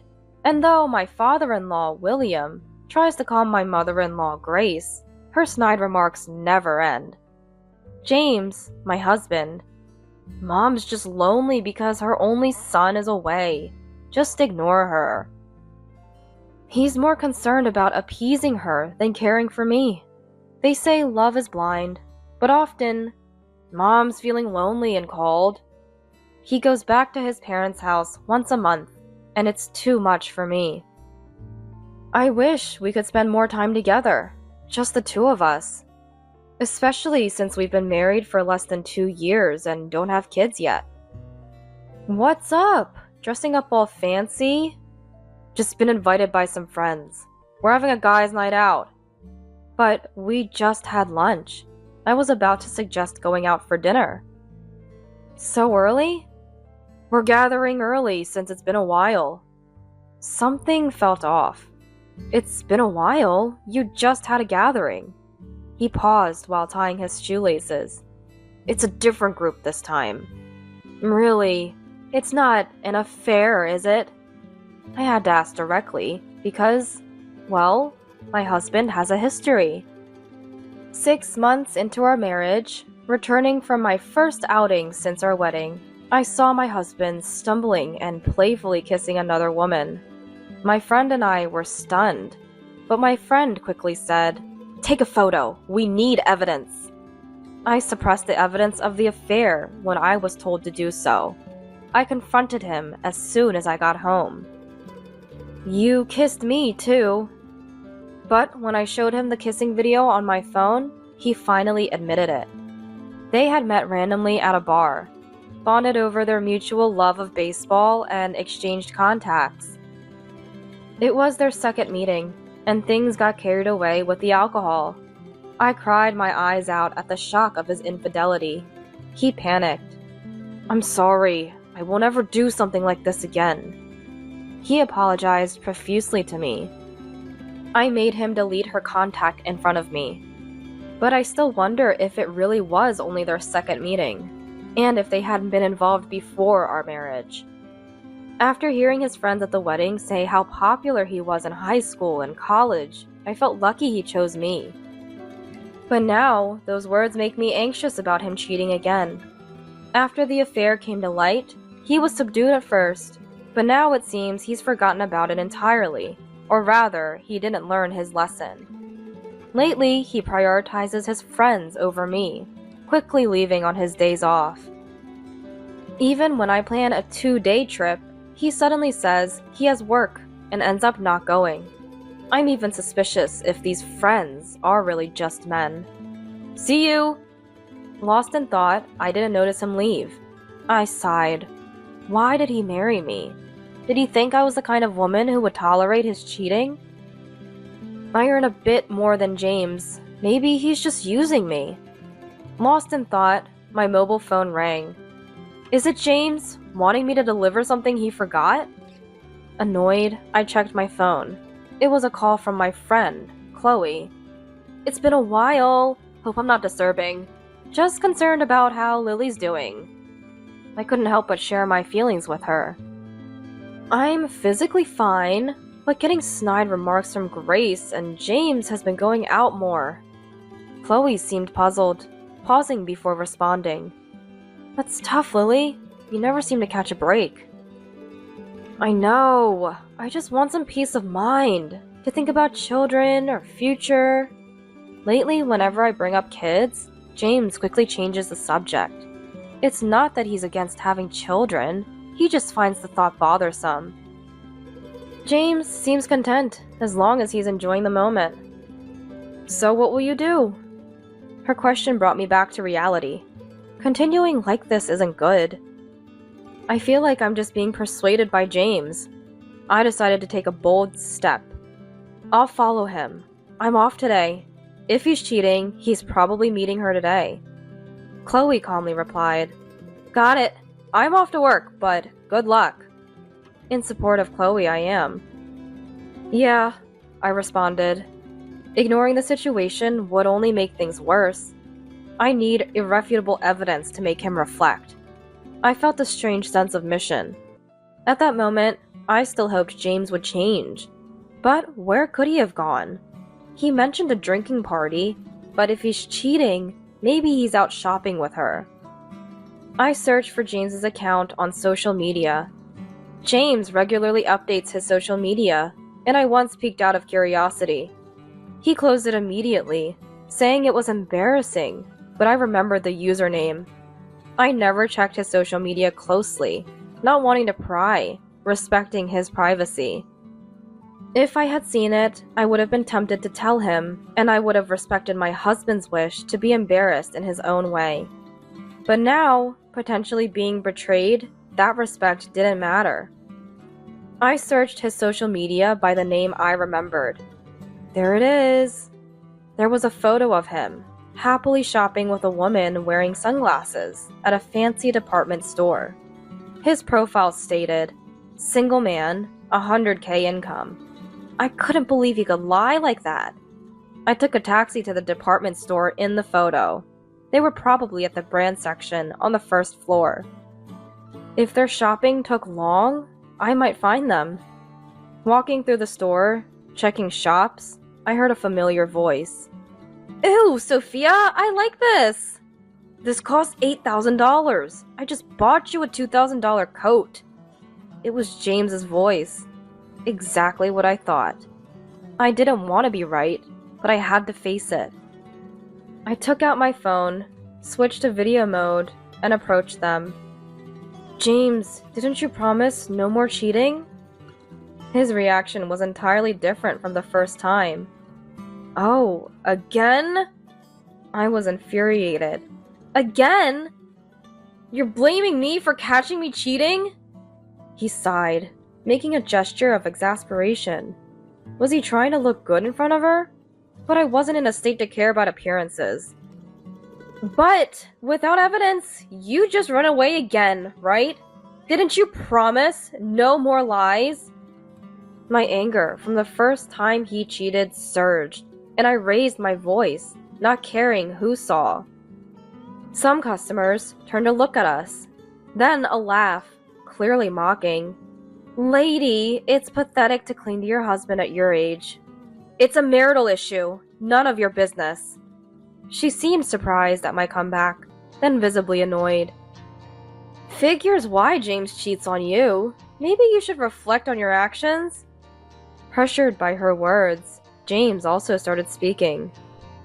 "It's your fault for not making an effort to prevent cheating. You always come home from work with a tired face. You've given up being a woman. Look at her and learn." He pointed at his mistress. She, pleased with James's words, clapped her hands mockingly. "How hilarious!" She laughed at me. I was beyond dismayed. They seemed like a different species. I decided to leave this place quickly. I won't keep this matter just between us two. I'll report this to William and Grace. James, with a smug expression, "Go ahead," he said. I left the spot and exited the department store. I was completely ridiculed by them, even though I did nothing wrong. Later, a sense of emptiness and sadness welled up inside me. Why? I muttered to no one. Tears streamed down my face, but I felt it was a waste to cry over such a man. I couldn't let this go. I had to find a way to make him pay. I called my parents and told them everything. They were furious and said I could come home anytime. When I called James's parents, William answered, so I told him about the second infidelity. William apologized, confused. "I'm sorry." He apologized to me, bewildered. His apology felt more sincere than James, even though he wasn't the one who did it. But Grace, who took over the call midway, "Are you sure you're not mistaken?" And, "James is popular, so don't make a fuss just because he talks to other women." She completely dismissed me. Frustrated, William silenced Grace and hung up. I had a feeling dealing with the in-laws would be difficult. Grace seemed to want to dismiss my son's infidelity as my mistake. I didn't expect that. I wanted to rely on my parents, but with my mom hospitalized and my dad caring for her, I didn't want to trouble them. Dad tried calling James a few times to understand the situation, but James avoided the calls. Yet, he had the audacity to brag about his mistress to me, unsolicited. I started to feel mentally drained. I couldn't rely on my family, and Grace would side with her son, maybe even blame me. Then there was William. I think he's reasonable, but people change when it involves family. I couldn't handle this alone anymore. I decided to go to the in-laws alone for a discussion. I didn't bring James to avoid him sweet-talking his way out. Arriving at their house, Grace informed me that William had just left, possibly the worst timing. But having come alone, Grace sensed something was up. Unable to bear it anymore, I poured out everything that had happened. While speaking, anger brought tears to my eyes. However, Grace remained cold, and after hearing everything, "Is that why you came here?" she scoffed. I impulsively asked, "Grace, as a woman, wouldn't you be hurt if your husband cheated?" I asked. It was probably the first time I spoke so directly to Grace, but seeking empathy from her was a mistake. "James is handsome. You should tolerate some things. You should realize that you and James are mismatched. Then you wouldn't be so dissatisfied." Still, I protested. "But Grace, I've never been cheated on, so I can't understand." She added insult to injury. Ultimately, I left their house quickly. As time passed, Grace's words hurt more. Walking, tears came. I had no expectations from Grace, but it became clear I had no allies in this situation. Feeling gloomy, I didn't feel like going straight home, so I decided to stop by a cafe. Though still hurt, sipping coffee gradually calmed me. I couldn't focus on the magazine I picked up, but it somewhat distracted me. Just as I was about to leave, a familiar voice entered the cafe, unusually cheerful and loud. "Let's have lunch here!" It was Grace, unusually cheerful and loud. I sneaked a peek at the man's face. Grace, behaving unusually giddy for her age, leaned into the man's arm. It was clear they were more than acquaintances. Could Grace be having an affair? My mind went blank for a moment, but their behavior seemed unmistakable. She hadn't defended me earlier. Perhaps she was conscious of her own infidelity. I felt incredibly angry. Luckily, my seat was hidden from most of the cafe.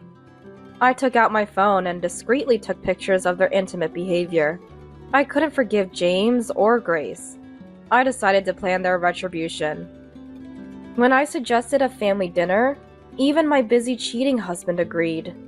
"Yeah, Mom gets lonely. I should be there for her." I was so excited to get on board that I contacted my parents. I inwardly scorned knowing about the other man, but it wasn't the time to confront my husband. A week later, we had a dinner at his parents' house. I played the role of a quiet wife. After dinner, as everyone started having coffee, William said, "Suddenly wanting a family dinner? Is something up?" My husband looked tense. I had already told William about my husband's cheating. William was shocked. "You, with a family?" His anger was palpable, but Grace interrupted, predictably. "The wife is to blame for being cheated on. It's your fault for lacking charm." Grace spat venomously, as if warning me not to say more. At that moment, something inside me snapped. "Oh, so William lacks charm too?" Huh? They hadn't expected that. William and Grace spoke up almost simultaneously. "Because, Grace, you're cheating, aren't you? Based on your logic, William must be lacking charm." William looked at Grace, half doubting, half believing. Grace, red to her ears, burst out in anger. "Me? Cheating? Ridiculous! You lying wife!" Normally, I'd be overpowered, but not today.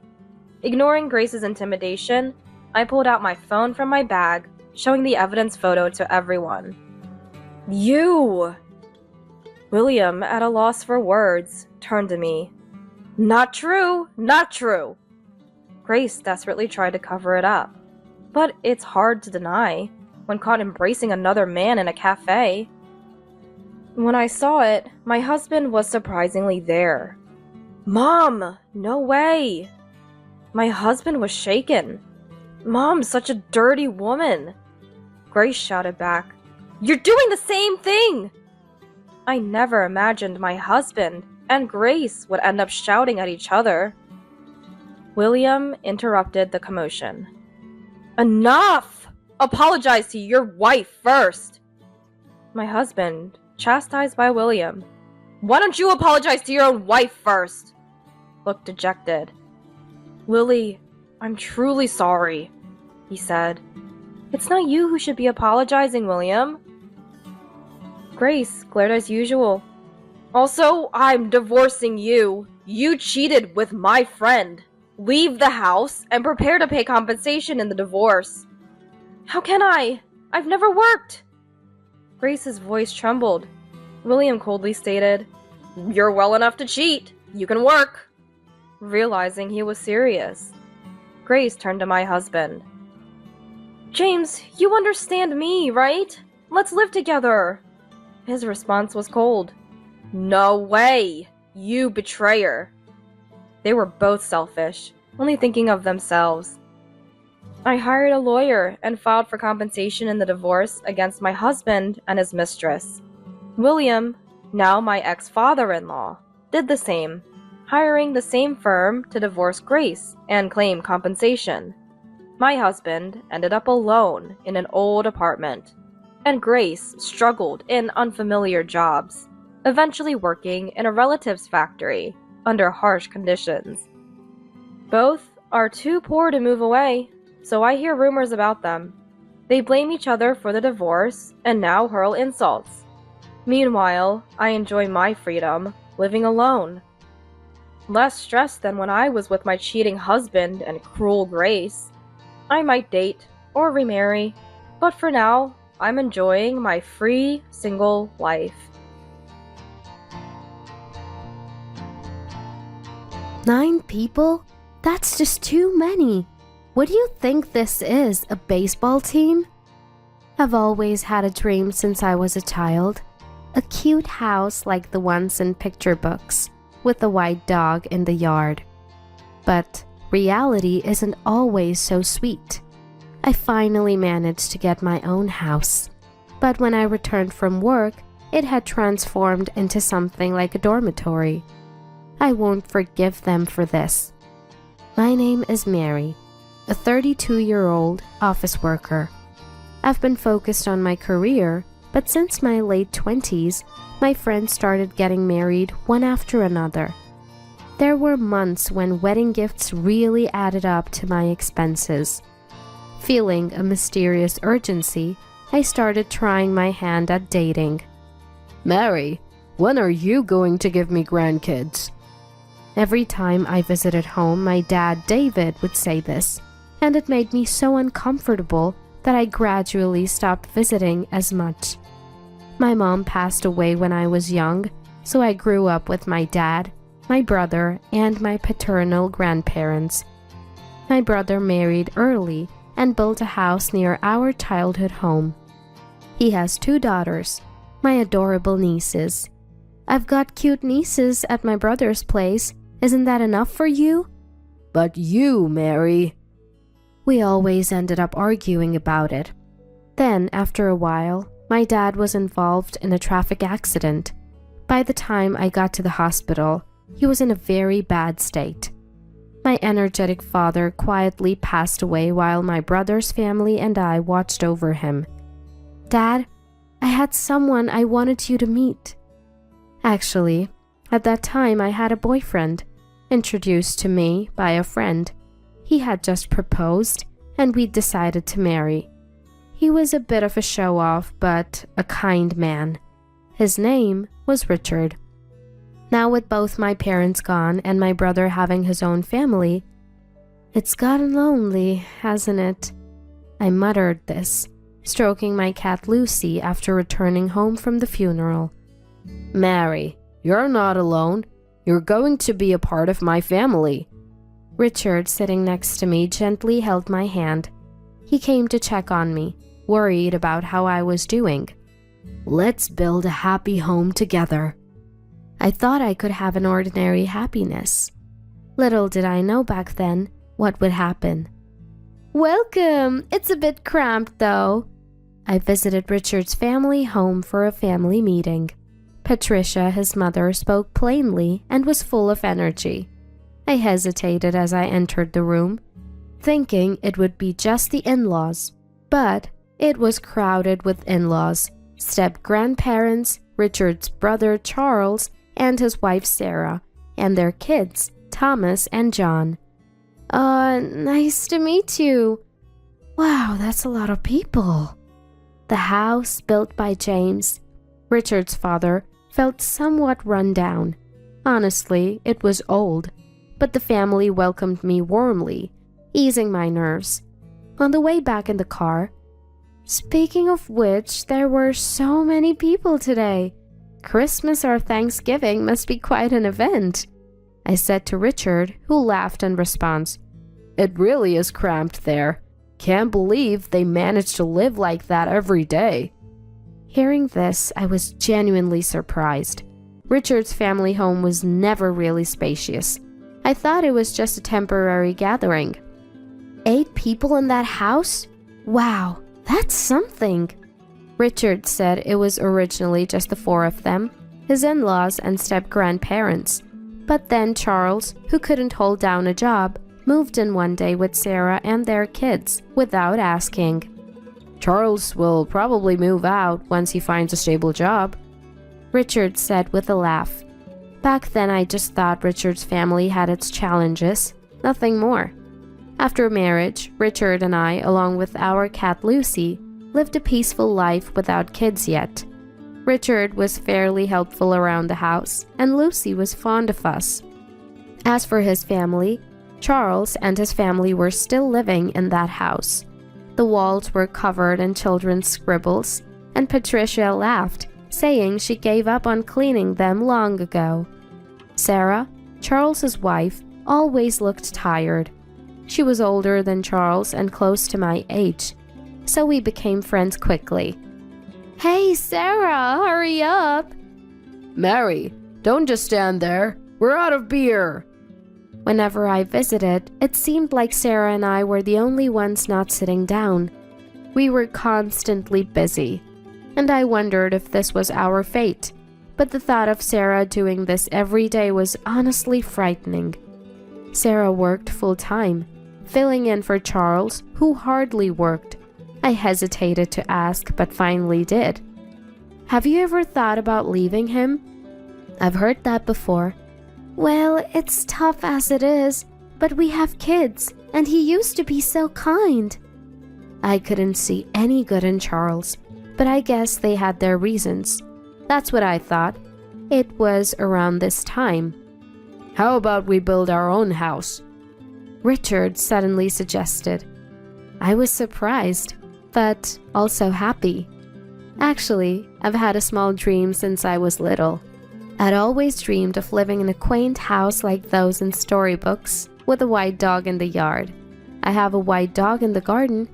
I'd never told anyone, but when I shared this dream with Richard, a bit shyly.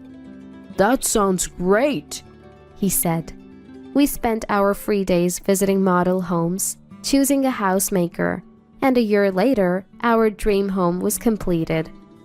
We've got to make sure we keep up with the mortgage, Richard said. Absolutely, I replied with a smile. On the first weekend after moving in, Richard's family came over for a housewarming party. Here, Joseph, hand over the gift. We're coming in. Oh, what a lovely house! Patricia seemed quite pleased, as if it was her own home. I smiled politely. Look, it's a celebration! And then Joseph handed me 2 cans of beer, looking like he'd just bought them. I mean, seriously? Charles wandered around the house and, finding our bedroom, exclaimed, "Oh, this bed is super comfy!" Saying that, Charles started rolling around on the bed. The kids, following their father's lead, got excited. Look, there's a cat! They ran around, chasing our pet cat Lucy. Lucy is friendly, but she had never met so many people at once, so she got scared and hid in the back of the room. Poor Lucy. I glanced at Charles and Richard, who had already started a party with the in-laws. "Mary, Patricia is insisting on appetizers quickly. Can I use your kitchen? And sorry about scaring Lucy," Sarah said apologetically. Why is someone as nice as her with a guy like that? I had grown to care for Sarah like a real sister. "I'll handle it, Sarah. You relax," I said, but she still helped with the cooking while managing the kids. The step-grandparents were always quiet, almost like dolls, not talking much. But they said, "What a lovely home, right, James?" Yeah, sorry for the noise, James replied, even though the loud ones were the in-laws. The step-grandparents were the ones with common sense in that house. In other words, the odd ones out were the in-laws, Charles, and probably my husband Richard too. From then on, the in-laws and Charles would visit our house almost every weekend. They partied till dawn, so loud that we got complaints from neighbors and even the police ones. The step-grandparents, Sarah, and the kids hadn't visited our house since the housewarming, but the in-laws didn't hesitate to put me to work. I was at my wits' end. Richard had also started showing his true colors. Once, I had a cold. I was too weak to prepare dinner and asked Richard, who was home early from work, to pick something up. He came back with 2 hamburgers. I couldn't even think of eating them. "Why hamburgers? I can't eat this right now," I said without thinking, instead of getting angry. What are you talking about, Mary? You need to eat to get your strength back, Richard said. What? If I had the energy to eat that, I wouldn't have asked for help in the first place. I thought to myself. By the way, when Richard was sick once, "Want a hamburger?" I asked him sarcastically. His response was, "No, that's ridiculous. Are you trying to annoy me?" That's what I said. In short, this family was self-centered and lacked empathy. They were done for as people. Enjoy your freedom while it lasts. I'll make sure you all get what you deserve. With that thought, I smirked wickedly. A few days later, I had a business trip scheduled. On the morning of my departure, "Well, I'm off then," I said cheerfully to Richard. Was your business trip starting today? What a coincidence. Sarah is also on a business trip from today, said Richard. Really? I had no idea. What a coincidence, I replied. Mom said they'd be in trouble without someone to take care of the house. Richard laughed mockingly, making me think, what a jerk. I was busy during my time away from home. Days flew by quickly, and before I knew it, a lot of time had passed. A major typhoon hit, and I contacted Richard. We're fine, but the family home had some serious leaks, he replied. Thinking of the old family home, I felt it was understandable. The day I returned home arrived. As I walked from the nearest bus stop to my house, I heard loud, unrefined laughter echoing in the residential area. Is someone having a barbecue in their yard? The noise was that loud. This will surely attract complaints from the neighbors. Wait, what? I was shocked. The loud voices were unmistakably coming from my house. As I cautiously opened the door, I found many bags in the entrance, and the walls were covered in graffiti. Stunned, I was at a loss for words. Hey, Mary, welcome back. A drunken Richard greeted me. Frustrated by his insensitivity, I entered the living room to find equally drunk in-laws and Charles, with Sarah making appetizers for them in the kitchen. The step-grandparents were quiet as usual, and the kids were happily drawing on the living room walls. Then there was another young woman I didn't know. Overwhelmed by everything, I felt my mind about to snap. "What is all this?" I asked Richard calmly, trying not to get emotional. Didn't I tell you? The family home had leaks because of the typhoon. I heard that part, and then? Richard's story was this. The family home had a massive leak, and the in-laws, having nowhere else to go, temporarily moved into our house. Without Sarah, who was away, the in-laws, Charles and Richard, decided, We thought, why not live here? Richard said proudly. What? Even with this explanation, I was baffled. To my silence, It's fine, we're family. We have extra rooms, no problem. The in-laws added, smiling. It's all right, Mary. The walls got a bit dirty, but it's just kid stuff. Charles said nonchalantly. And who is that woman?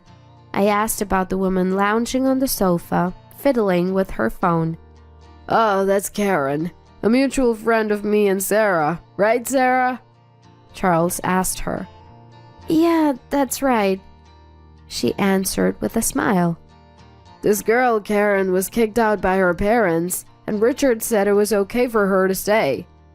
Thanks in advance, the not-so-bright-looking girl replied, leaving me utterly confused. In our not-so-spacious living room, there were 9 adults and 2 children. The room was a mess, the walls covered in scribbles, making it look nothing like a new house. The family was loud like a dormitory. I couldn't help but lose my temper. Seriously? 9 people is too many. Are you guys planning to start a baseball team or what?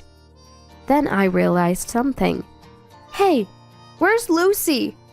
Our pet cat Lucy was nowhere to be found.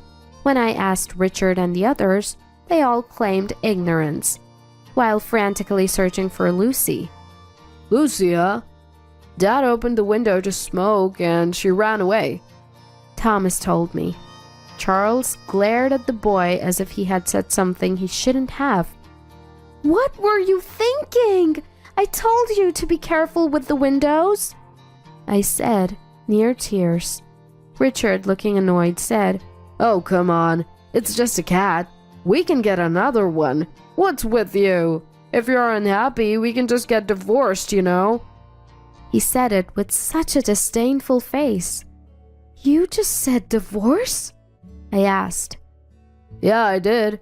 I might consider not doing it if you apologize to us. Richard, along with the in-laws and Charles, seemed confident that I wouldn't go through with a divorce. I replied, Oh, really? Well, then here, write this. I slammed down the divorce papers I had prepared. My section was already filled out. I fetched my pre-packed bags from my room. Done? Why haven't you written it yet? I'm busy, you know. And said coolly to Richard. They were all shocked by my preparedness. Angrily, Patricia said, Richard, divorce this woman already. We've built the house, so she's useless now. Patricia said that. Realizing too late, Richard said, Right, Mary. You'll regret divorcing me. But I had no regrets. What are you talking about? You're the one who's going to struggle. Just write the divorce papers. Once Richard finished writing, I snatched the papers and put them in my bag. Then I went to Charles and said, Here, you need to write this too, handing him the divorce papers. He laughed. What? When did I marry you? Looking at the filled-in wife section, Charles said, Hey, Sarah, this is... Sarah coldly stared at Charles and said, I'm divorcing you. Write it now, please. To which Charles exclaimed, Sarah, bite the hand that feeds you, huh? Joseph was talking nonsense. From my perspective, Sarah had been living like a slave in her in-laws' house. The money she earned was mostly taken by Charles, leaving only a little for living expenses.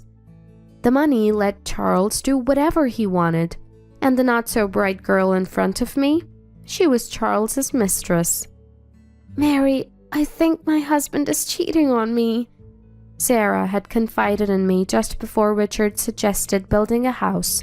Sarah had been enduring it all for the sake of her children. But recently, Charles had even started selling Sarah's belongings and the kids' toys for his own gain. She had reached her limit.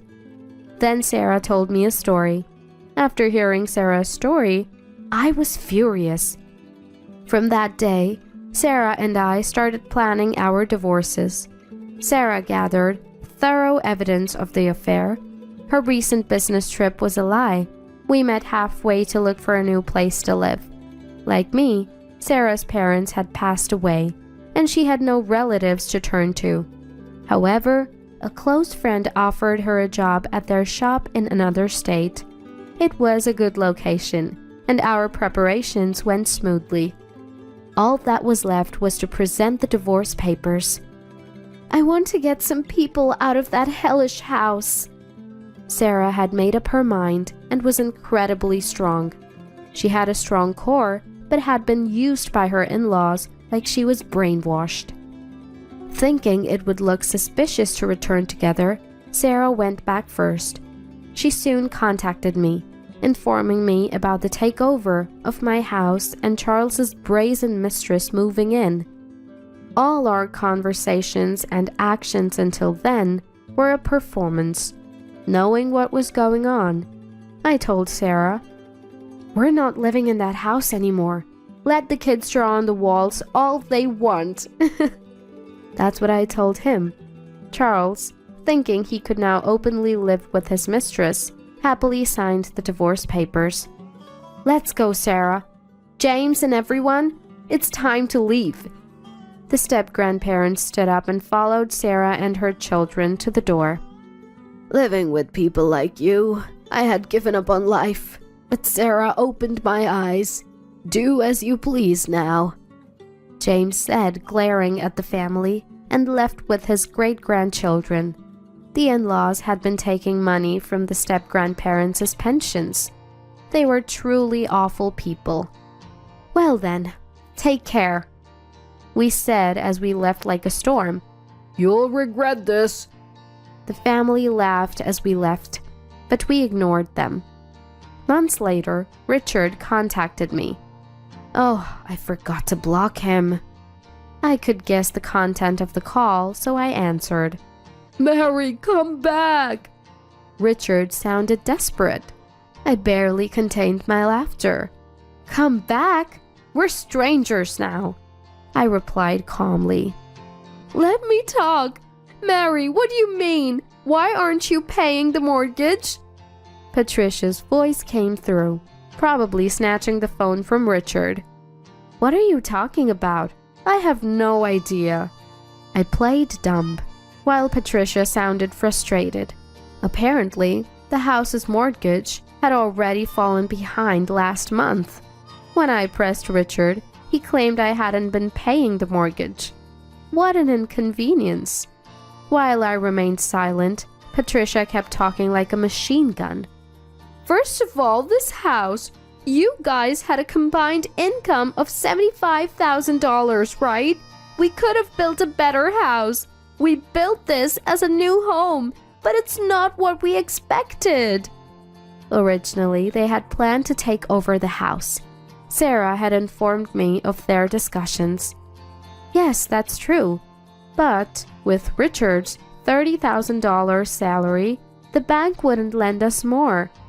If we had taken a joint mortgage, Maybe we could have gotten a better house. Hearing this, Richard, you lied! I could hear Richard and Patricia arguing on the phone. I ignored them, ended the call, and finally blocked his number. Richard had a pretentious personality. Richard always wanted to impress others, especially outside his family. When he suggested building a house, I already had divorce in mind. I told him, "A friend's husband got a mortgage on his own. How cool is that?" I heard these stories like a spell. Richard, wanting to show off, opted for a solo mortgage. I had to hold back my laughter. He probably didn't tell his family because he was afraid of them knowing the truth. But I didn't care. The house was built to Richard's taste. I had no attachment to it anymore. Richard hadn't cheated, but there were no alimony or penalties in our divorce. So, to spite him, I left him with the mortgage debt as my revenge. Let him suffer. And I was able to rescue Sarah, whom I cared for like a sister, from that house. That was my main goal. Later, they couldn't pay the mortgage and the new house was repossessed. But it was a mess inside, with scribbles everywhere, and walls yellowed by cigarette smoke from Charles and his mistress. It didn't look like a recently built house. Richard had to rent a cheap apartment, and Joseph and Patricia ended up moving in with him. They'll probably never leave him alone, like parasites. I don't care they're strangers to me now. The only good thing about my former in-laws was that the children weren't affected. Otherwise, they were the worst. Sarah, as Charles's ex-wife, successfully claimed alimony through a lawyer. She had to borrow money, but managed to pay it off. I'm glad for her. Charles and his mistress became outcasts in their community and are now missing. They haven't repaid their debts, confirming how awful they are. Sarah is happily working at her friend's place. Her kids are doing well too. I hope they find happiness this time. James and Barbara seem brighter now, like a weight has been lifted. They sold the old family home and are enjoying their retirement in a distant place with their savings. That's great news.